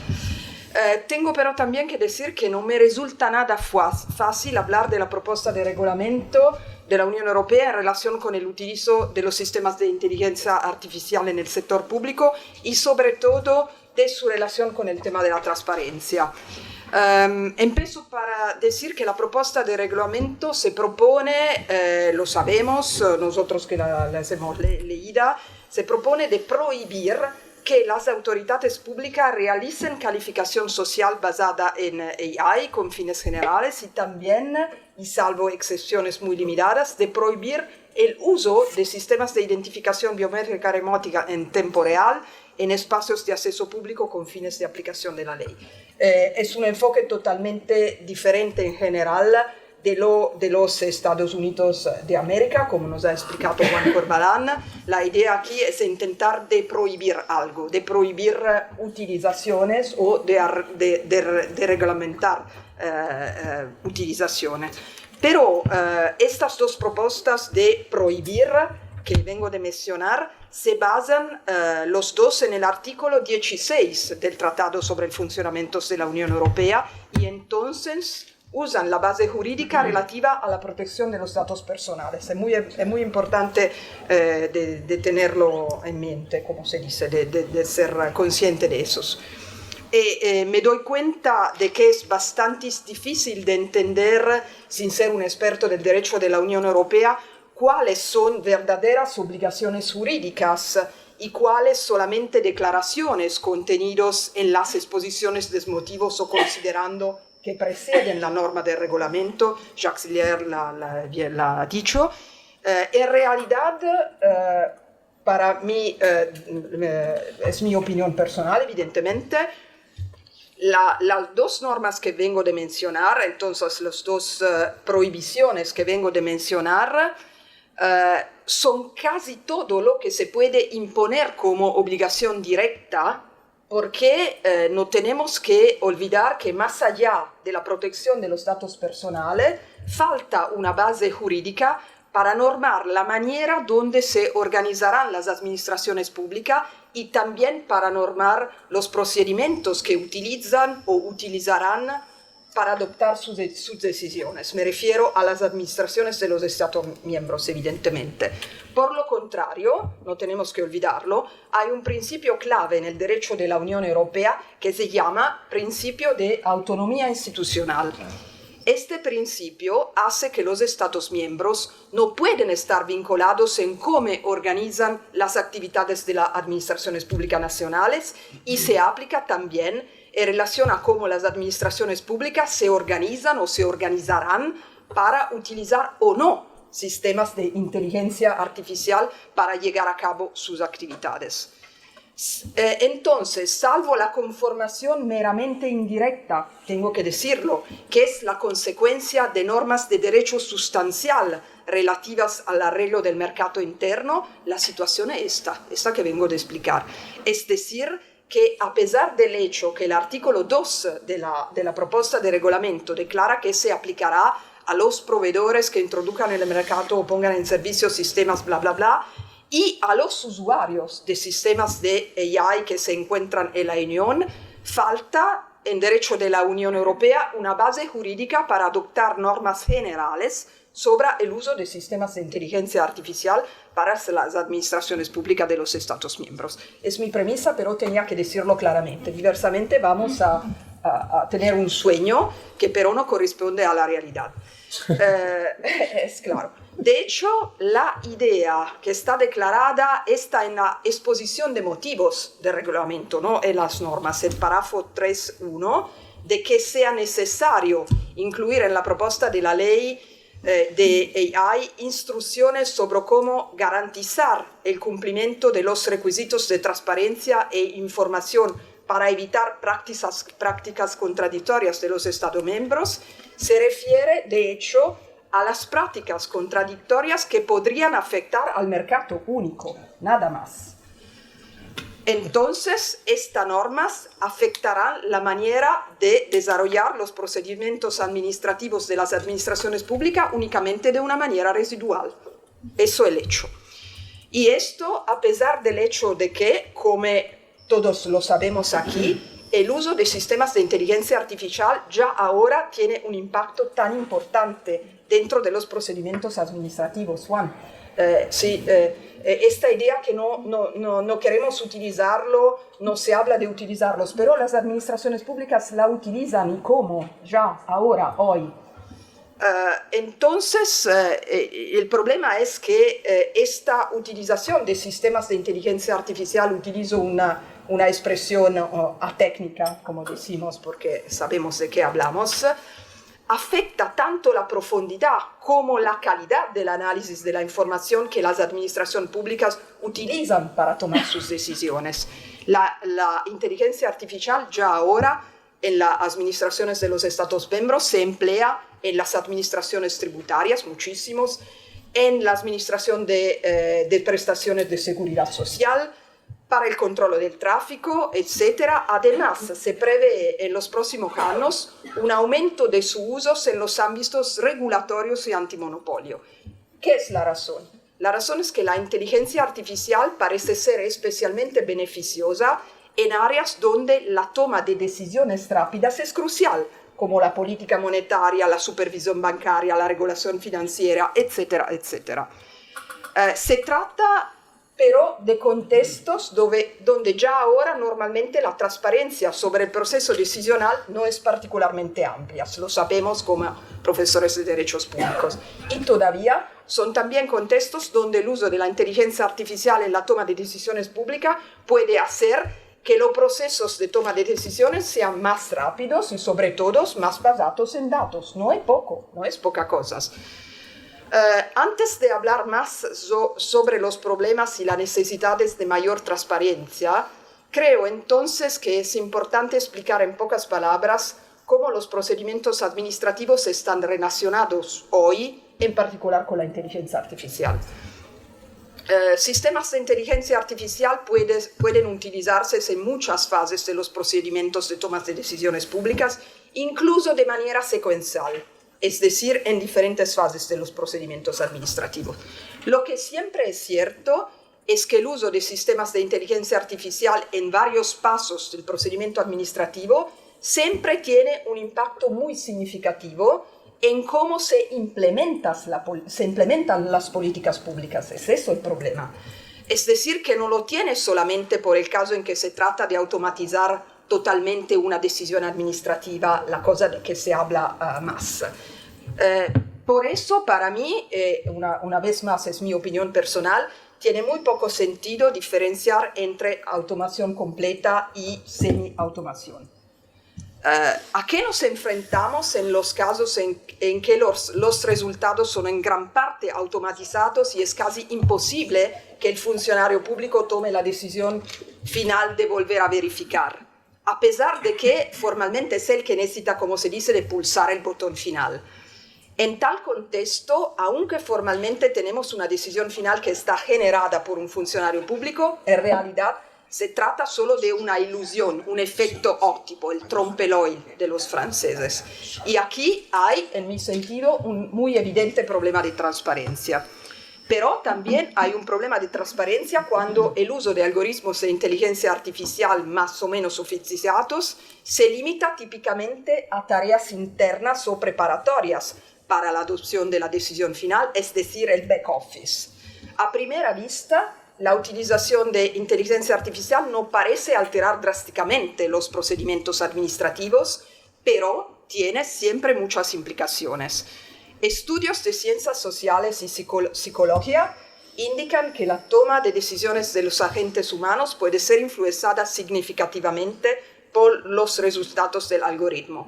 Juan Corbalán ha escrito mucho sobre este tema. Se habla del sesgo de la automación, automation bias, la tendencia del agente humano a confiar sin límites en el sistema automatizado. El reglamento de inteligencia artificial habla de esto en el artículo 14, párrafo 4. Decimos que en el contexto específico de la decisión pública, esto podría ser que los funcionarios públicos adopten las recomendaciones del algoritmo sin considerar opciones alternativas o sin cuestionar las suposiciones y los datos subyacentes. De hecho, en la medida de que los algoritmos, esto lo sabemos, aprenden de los datos históricos y están entrenados en datos del mundo real, podemos decir que predicen el pasado en lugar de imaginar el futuro. Es decir, que reflejan los sesgos existentes presentes en la sociedad. Este es un problema especialmente grave cuando se trata de decisiones de las administraciones públicas, tenemos que decirlo.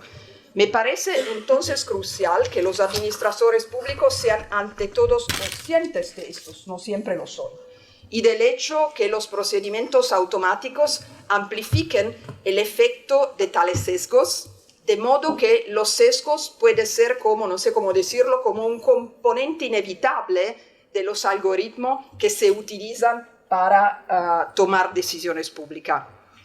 Desde este punto de vista, el reglamento establece que los sistemas de inteligencia artificial de alto riesgo deben diseñarse y desarrollarse de tal modo que su funcionamiento pueda ser vigilado por persona física. Y después se explica qué significa esto. La persona física tienes que ser capaz de hacer una vigilancia humana, de poseer competencia, formación, bla, bla, bla. Me refiero pero a un considerando, el considerando 48 del reglamento.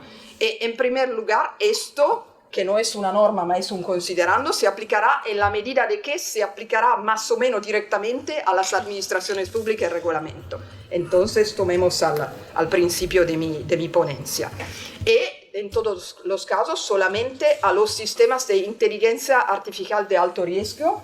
He explicado que la administración pública utiliza muchos sistemas de inteligencia artificial y no siempre caen en la idea de sistemas de alto riesgo. Entonces es demasiado y no es más, de una cierta manera.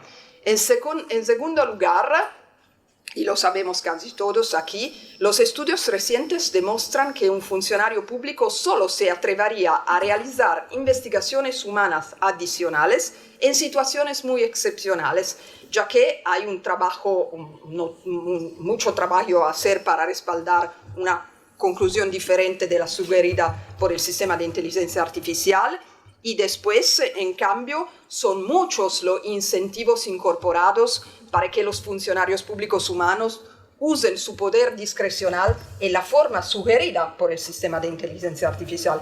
Hay muchos estudios sobre estos, entonces ya lo sabemos. Entonces, lo repito, me parece sin sentido intentar de trazar la línea en cuanto a dónde y cómo permitir el uso de sistemas de inteligencia artificial, centrándose en si la administración pública tiene o no poder discrecional. No tiene sentido esa diferenciación. A mí me parece más importante prestar atención a que los sistemas de inteligencia artificial empleados por las administraciones públicas siempre sean adecuados y transparentes. Por default, podemos decir. Todavía, lo he dicho, en el reglamento solamente a los sistemas de inteligencia artificial que son de alto riesgo se le impone obligaciones muy limitadas en materia de transparencia. Claro, pero, porque no tengo que ser pesimista, yo soy una persona muy optimista y muy positiva, el uso de sistemas basados en la inteligencia artificial para apoyar la toma de decisiones públicas produce muchos efectos benéficos.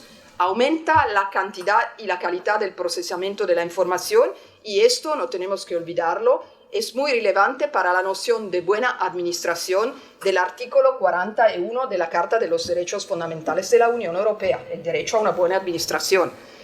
Es también muy coherente con la exigencia de tratar los asuntos dentro de un plazo razonable, que es tan inherente al derecho a una buena administración. Hace algunos años, el abogado general Jacobs, en el asunto C-270 de 99, ha dicho que, cito, una administración lenta siempre es una mala administración. Entonces, es claro que la inteligencia artificial puede ayudar, y también puede ayudar para facilitar la incorporación de audiencias y la participación de los interesados a los procedimientos. Hemos hecho experimentos con Juan Corvalán sobre esto, con Prometea, y puede ayudar, es decir, ayudar a realizar los principios de equidad en el contexto del procedimiento administrativo. Se habla de procedural fairness, principios que son también muy importantes desde el punto de vista de la transparencia. Todavía aquí hay un problema de transparencia también, es bastante absurdo, porque resulta difícil determinar cómo se ha mezclado el contenido creado individualmente por una audiencia de los interesados y en general por los participantes del procedimiento con el contenido que se ha extraído de una base de datos para llegar a la decisión final. Entonces resulta difícil comprender qué generó qué. Es eso el problema. Por esta razón, por último, es verdaderamente el último, me parece muy importante hablar un poquito de la obligación de las administraciones públicas de motivar sus decisiones como herramienta esencial de la transparencia. De esto, por supuesto, la propuesta de reglamento no se ocupa, ni podría haber tratado. No hay base jurídica, no se puede tratar de esto. Pero, además de la previsión del artículo 41 de la Carta de los Derechos de la Unión Europea, desde hace mucho tiempo, el Tribunal de Justicia de la Unión Europea ha desarrollado un principio general del derecho de la Unión Europea que impone el obligo de motivar de una manera adecuada todas decisiones adoptadas para administración pública. Aquí no se trataría tanto, como lo exige el reglamento, de dar explicaciones sobre cómo funciona un sistema automatizado, qué datos personales pueden tratarse en estos contextos y todo. Esto no es para nada suficiente en la perspectiva de la transparencia que pertenece al derecho a una buena administración y que entonces que tienes que referirse específicamente a las administraciones públicas. Aunque pueda parecer trivial decirlo, la transparencia requiere ante todo la información sobre el uso de sistemas de inteligencia artificial. Pero todos usos en cualquier momento del proceso de toma de decisiones por parte de las administraciones públicas. Y esta información, en mi sentido, siempre tendría que ser incluida en la motivación e independientemente del tipo de instrumento de inteligencia artificial que se emplee. Esto sería el primero y fundamental elemento de transparencia para garantizar a los ciudadanos. Y me parece que esto es el enfoque que ha elegido la muy reciente ley de transparencia de la Generalitat Valenciana, si he bien entendido lo de que hablé José Tarrega. De hecho, actualmente el problema primario es que en la mayoría de los casos es muy difícil identificar las aplicaciones de inteligencia artificial empleadas por las administraciones centrales y locales y no hay una identificación clara de los procedimientos afectados y de cómo son afectados. Después, una motivación adecuada también debería explicar con precisión el razonamiento que sustenta la decisión final, es decir, que sería necesario incluir en la motivación también una descripción de los elementos considerados por el algoritmo, de la metodología empleada y de cualquier dato o información pertinente utilizado en el cálculo. En el caso de sistemas de deep learning, todos sabemos el problema del efecto caja negra. Esto no voy a explicarlo a un público que conoce eso. Además, incluso cuando se usan otros algoritmos, el hecho que se usan grandes cantidades de datos, los big data, empeora el problema de la opacidad, lo sabemos. Hay una alta imprecisión y imprevisibilidad de los resultados, incluso para aquellos que tienen habilidades técnicas para comprender, para volver sobre el proceso realizado por los algoritmos. Todavía, me parece que este conjunto de problemas técnicos que todos conocimos no debe impedir la búsqueda de posibles explicaciones. Cuando se trata de motivar la toma de decisiones públicas, la motivación debería basarse en un registro de cómo funciona el sistema automático o semiautomático, de la fuente del tipo de datos utilizados, en una cuenta de cómo los datos procesados se relacionan con la decisión que se tomó, incluidos los datos relativos a la participación en el procedimiento y sus resultados. En conclusión, por cierto, tengo que decirlo a este punto, estoy en principio a favor de implementar mucho los sistemas de inteligencia artificial en el sector público por 1000 razones diferentes. Pero esto requiere la consideración al respecto de los elementos específicos del derecho público. La propuesta de reglamento de inteligencia artificial no podría evidentemente hacerse cargo de ello, por las razones que hemos explicado yo y el profesor Ziller. Todavía adaptar los sistemas de inteligencia artificial a los principios de buena administración, que lo sabemos como tales se aplican también a todas las administraciones públicas de los Estados miembros, me parece un paso imprescindible.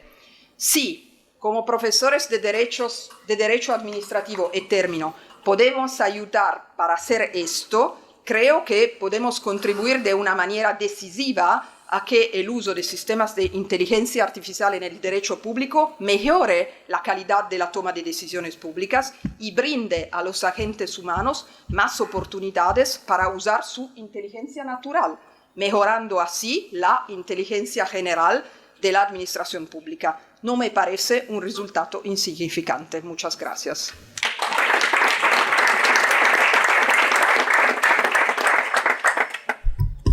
Muchísimas gracias, Diana. Y muchísimas gracias por la intervención también. Y por suerte, pues nos queda, antes de irnos a tomar unos refrigerios y un café, pero tenemos un tiempo interesante para el debate, la reflexión, las preguntas que tengáis a bien. Ya se han ido las autoridades académicas, ya me atrevo a deciros que ya nos podemos relajar, nos podemos empezar. Yo me quitaré la chaqueta después de mi ponencia, pero no me la volveré a poner. Y que los que ya habéis estado en estos congresos, pues ya sabéis que no se trata de hacer una pregunta formal ni nada de esto, sino de debatir y de lanzar las ideas. No sé si alguien se lanza para romper el hielo. Tenemos por allá una primera... Os pido levantar bien la voz para ver si hay suerte y eso se llega a grabar, porque como se está grabando todo, para que se sepa, y si no, pues yo señalaré algo de la pregunta. Muchísimas gracias. Si quieres, ¿te presentas? Sí, me presento. Soy Martín Raskin, catedrático de Derecho Administrativo de la Universidad Pública de Navarra. Entonces, la pregunta un poco va al poder argentino, porque no solo en Europa, sino también en España, con toda la regulación de la inteligencia artificial, estamos viendo hacer marcos regulatorios muy profundos y en gran parte muy prohibitivos, muy condicionantes. Y nos estamos dando cuenta que, tal como usted ha explicado, la verdad fenomenal con los vídeos, la realidad avanza muchísimo más. Yo cuando hablo con las empresas y con los técnicos me dicen, Martín, pero si ya estamos lo que tú estás hablando, eso fue ayer.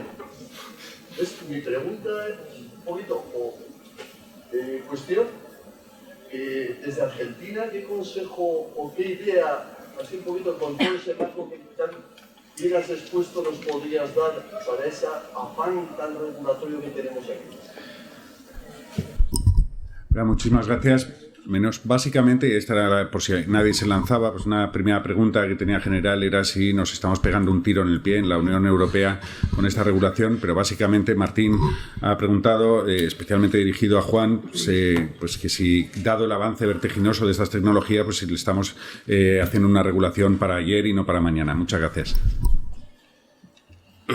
Bueno, primero gracias por la inquietud y la pregunta, y obviamente es una pregunta y una inquietud que, complementando a la brillante exposición de Diana, yo creo que dos cosas en base a la experiencia. Nosotros hemos trabajado con Ministerio de Justicia, Registros Civiles, Ministerio de Obras Públicas, entes reguladores, Superintendencia de Seguros.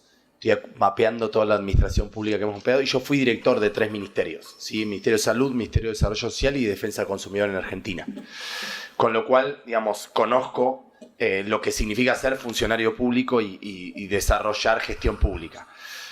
A mí me parece que 3 cuestiones, así soy súper breve. La primera, me parece que el reglamento, digo, para no caer en un enfoque muy binario, tiene muchas cosas positivas en cuanto a poner el foco en los riesgos de la IA, en que es una tecnología extremadamente poderosa, la más disruptiva de toda la historia humana, según la mayoría que investiga esto. Pero eso, y este es el primer aspecto, nos ha hecho perder de vista los matices que hay en lo que se llama automatización IA. Por ejemplo, hay métodos intrínsecamente explicables. Hay muchos en Machine Learning intrínsecamente explicables. Por ejemplo, árbol de decisión, que son explicables. Entonces yo puedo ir a una administración pública y decirle, vamos a usar un árbol de decisión para tratar de entender cómo tomas decisiones o por qué los trámites tardan mucho. Ejemplo concreto que hemos aplicado. Y eso no debería, no solo no ser considerado de alto riesgo, en mi opinión, sino que eventualmente tendría una regulación que hacerse, pero mucho más, light, por ponerlo así, la palabra light. ¿Sí? Estándares, principios, procedimientos algorítmicos, estándares, evaluación de impacto, transparencia.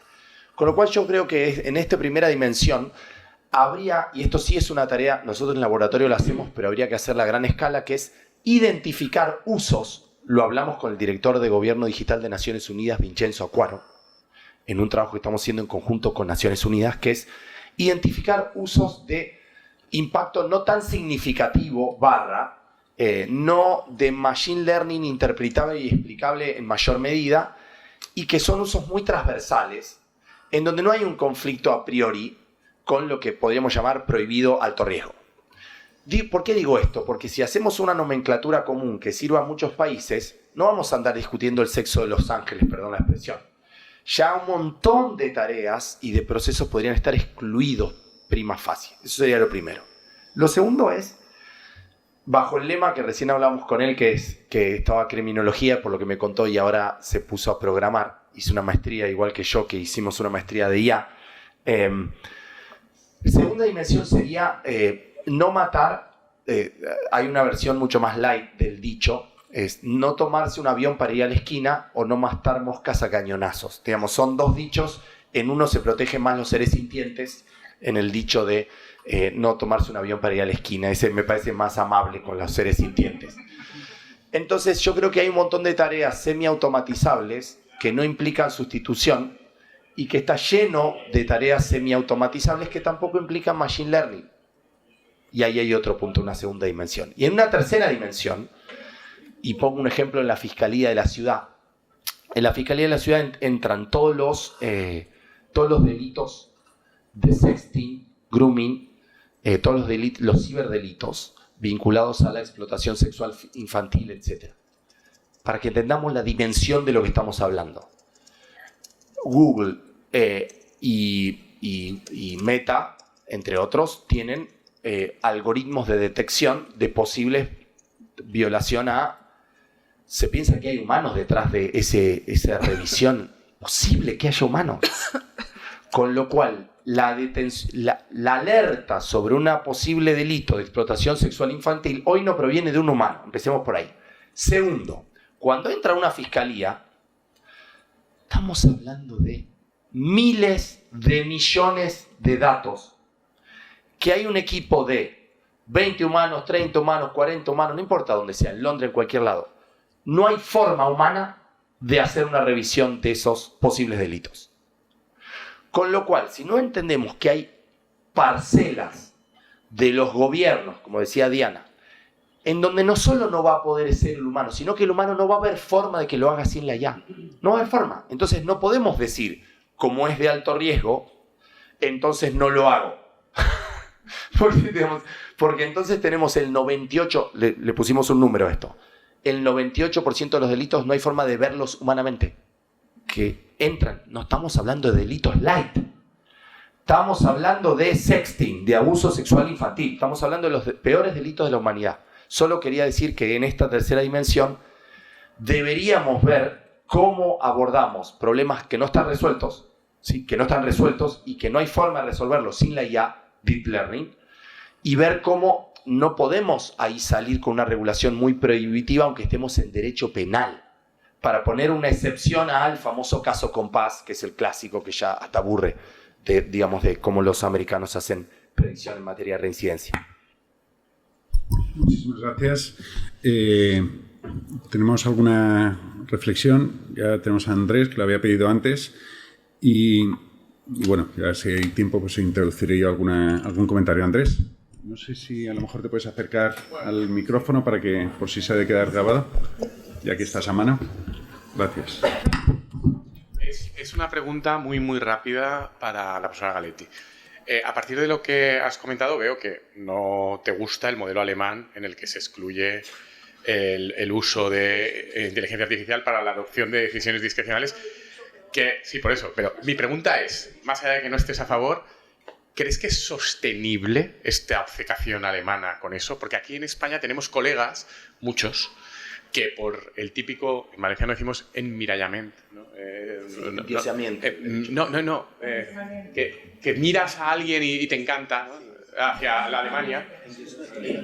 Bueno, pues que miramos a Alemania y todo lo que viene de Alemania nos parece muy bien. Entonces tenemos a muchos colegas aquí, por los autos, que simplemente porque los alemanes tienen esta idea, ellos aquí se defiende mucho. Y de hecho en la Carta de Derechos Digitales española está esta idea introducida, si bien no como regla absoluta, sí como regla tendencial. Yo nunca la he entendido, pero en España yo explico que esta regla es absurda y prácticamente soy el único. Y me dicen, no, el resultado... Entonces me ha gustado mucho escucharte por esto, pero mi pregunta es, ¿crees que es sostenible? Es decir, ¿que se van a tener que bajar del burro? Es muy fácil para mí responder porque ahora soy en Alemania con una cátedra de excelencia, entonces paso el tiempo a discutir con los demás. No lo es. Y hay un principio que se llama principio de proporcionalidad en el derecho alemán, y sí se trata de verdad, o buscado la traducción, de disparar a los gorriones con cañones. Es eso. No es sostenible, es claro. Pero han intentado, será un poco la idea de ser los primeros que lo arreglan, porque saben que son un punto de referencia por los demás. Entonces se lo toman en serio de ser un punto de referencia, pero no siempre es una buena cosa, claro. No. Yo aquí sí que quería añadir... Más o menos. Yo aquí sí que quiero añadir una cosa. Una cosa es la prohibición alemana, y me parece absurdo, porque si no las queremos para el ámbito de discrecionalidad, ¿para qué queremos la inteligencia artificial? Porque para el otro eje es una caja de hojalata que haces clic, clic y salgan salchichas. Pero sí que es cierto, la Carta de Derechos Digitales lo que dice es que se regulará para que adopte decisiones más allá de ámbitos discrecionales. Y ahí sí que, insisto, y iba a mencionarle el Tribunal Constitucional alemán y otros, es que yo sí que creo que la ley es la que tiene que habilitar el uso de la inteligencia artificial con las garantías suficientes.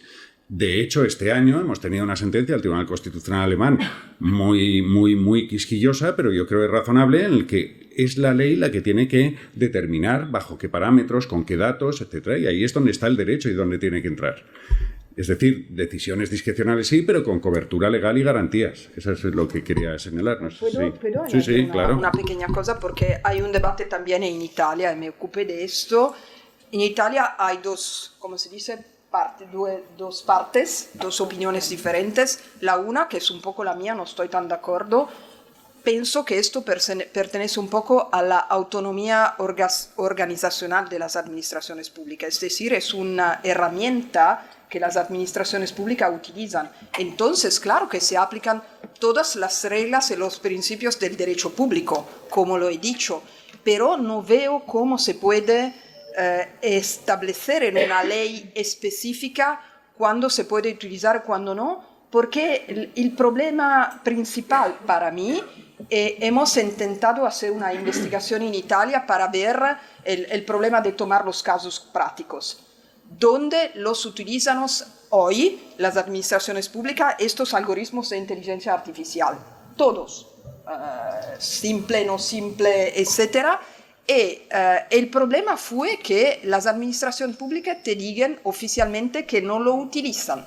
Es decir, que nosotros sabemos que las utilizan, pero te dicen, esto yo no puedo declararlo en una entrevista oficial.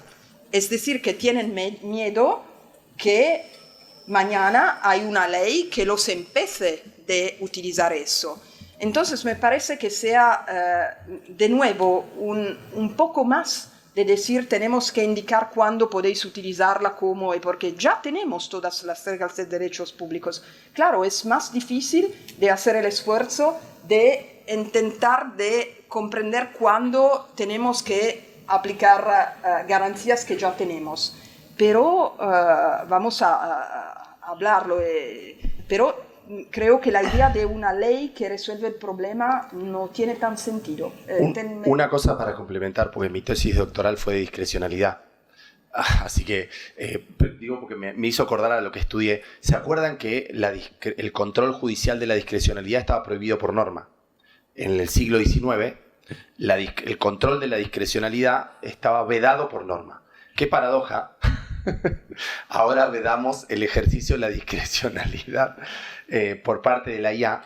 Me parece que ahí hay dos dimensiones complementarias a lo que decía Lorenzo y a lo que decía Diana. Siempre hubo un problema de que la norma tiene vaguedad u ambigüedad y eventualmente contradicciones lógicas, entonces el funcionario público tiene en su ejercicio de la competencia siempre un componente de ejercicio de discrecionalidad. De hecho, discrecionalidad y competencia son fenómenos ligados. No se puede ejercer competencia sin tener un componente de discrecionalidad en el análisis de las normas, porque las normas son vagas, incompletas y eventualmente dejan márgenes de apreciación. Ahí está donde los alemanes dicen, no, margen de apreciación no es, bueno, hay toda una doctrina alemana demasiado sofisticada en mi opinión. Digo porque la estudié, Basigalupo acá en España es el que la ha seguido más. Pero me parece que ahí hay como un falso dilema. ¿Y por qué lo digo? Porque una cosa es que existan normas que prevean reglas y que prevean estándares y principios, y otra cosa es que la IA pueda ayudar o complementar a analizarlos, por ejemplo, y después que venga un funcionario para ver qué es lo que hizo la IA y sobre esa base ejercer su discrecionalidad sobre la base de un insight algorítmico, que también puede coexistir, no es binario, no es discrecionalidad sí, discrecionalidad no, y por eso estoy en contra de la normativa alemana, porque esto impide captar un montón de matices que puede hacer la IA sobre el fenómeno de la discrecionalidad de un funcionario público.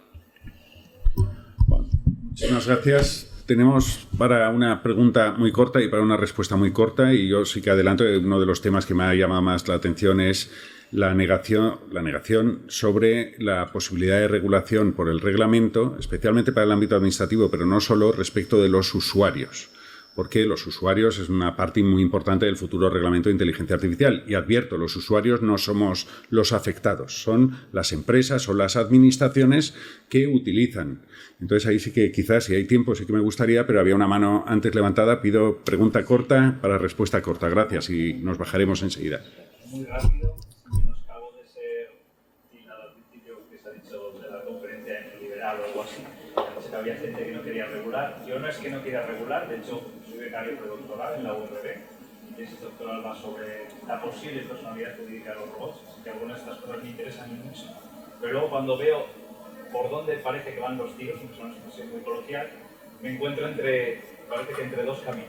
Uno, parece que cada vez per se la inteligencia artificial se va a considerar peligrosa.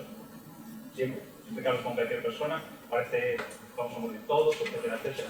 Entonces, alto riesgo. Y luego, en el tema, supongo que porque me interesa más el derecho civil, parece que muchos países quieren ir responsabilidad objetiva. Y claro, responsabilidad objetiva a mí me sitúa en situaciones un poco extrañas, porque claro, si la inteligencia artificial la vamos a utilizar para casi todo, resulta que un médico robot siempre sería responsable cuando un médico simplemente podría decir, pues mira, esto es todo lo que se sabe, o ningún humano hubiera salvado a este paciente, luego este robot no lo ha salvado, objetiva este robot. Y luego también hay otro tema que es que creo que estamos muy obsesionados con el control, y es cierto, cada vez el control es cierto, pero también tenemos que ser sinceros con nosotros mismos, y es que no, el derecho, incluso la sociedad, funciona muchas veces entre conflictos de diferentes normas. Y hay veces que un agente humano tiene que saltarse una norma para respetar otra superior. Pongo el ejemplo de un cruce. Está el semáforo en rojo, sí, vemos que a un pobre niño, pero por utilizar este ejemplo, que a un pobre niño lo van a atropellar. Cualquier agente humano se saltaría el semáforo para intentar proteger al niño. Un robot, si le hemos dicho obligatorio, cumple al último del algoritmo, se quedaría quieto delante del semáforo.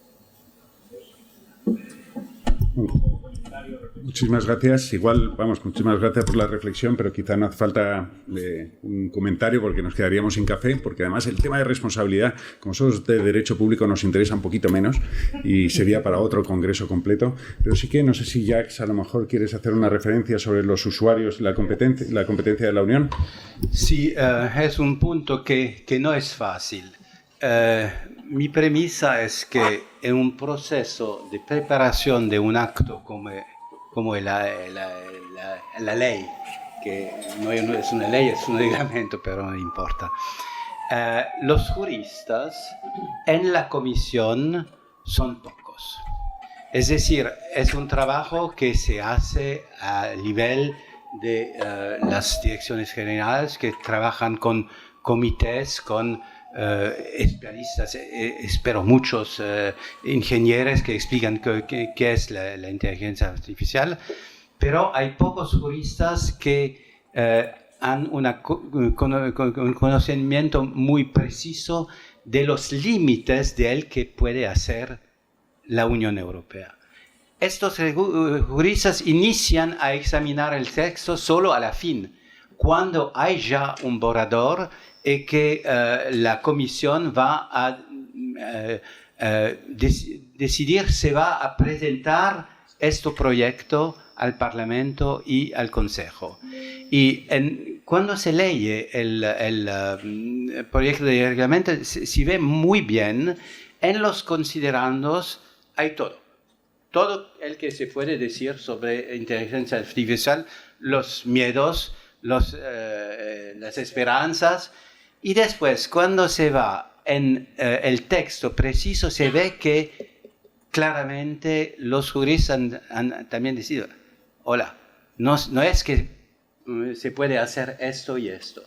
Una cosa que para mí es típica es que los usuarios somos todos, pero si son administraciones públicas, como ya decía Diana, si se trata de utilizar datos personales, hay una forma de razonamiento que no creo es justo decir, inteligencia artificial es uso de datos. Bueno, si es eso, basta modificar el reglamento sobre los datos. Es mucho otro. Y los usuarios no son solo administraciones públicas, pero como decía, son muchas administraciones públicas. Y no es posible en un acto general imponer obligaciones. Es posible en actos sectoriales. Por ejemplo, si se trata de, no sé, la política agrícola, se pueden imponer obligaciones a las administraciones nacionales, regionales, locales, sobre cómo utilizar la inteligencia artificial para, de un lado, ayudar al desarrollo de nuevas plantaciones y para otro, para verificar también con el uso de satélites el que se hace. Entonces, es una cosa que a mí me parece probablemente va a cambiar en el proceso de toma de decisión y si no cambia, vamos a tener recursos al Tribunal de Justicia después de la entrada en vigor del reglamento. Muchísimas gracias y perdonad, vamos, no hay que perdonarlo porque ha sido unas intervenciones más que brillantes y el debate no hay tiempo para más porque ya estamos 10 minutos por detrás. Mirad, tenemos la pausa café justo en el piso de abajo andando y lo vais a ver dónde es enseguida y a las 10:10 estaremos empezando la siguiente sesión. Perdón, a las 12:10. 12:10 estaremos empezando.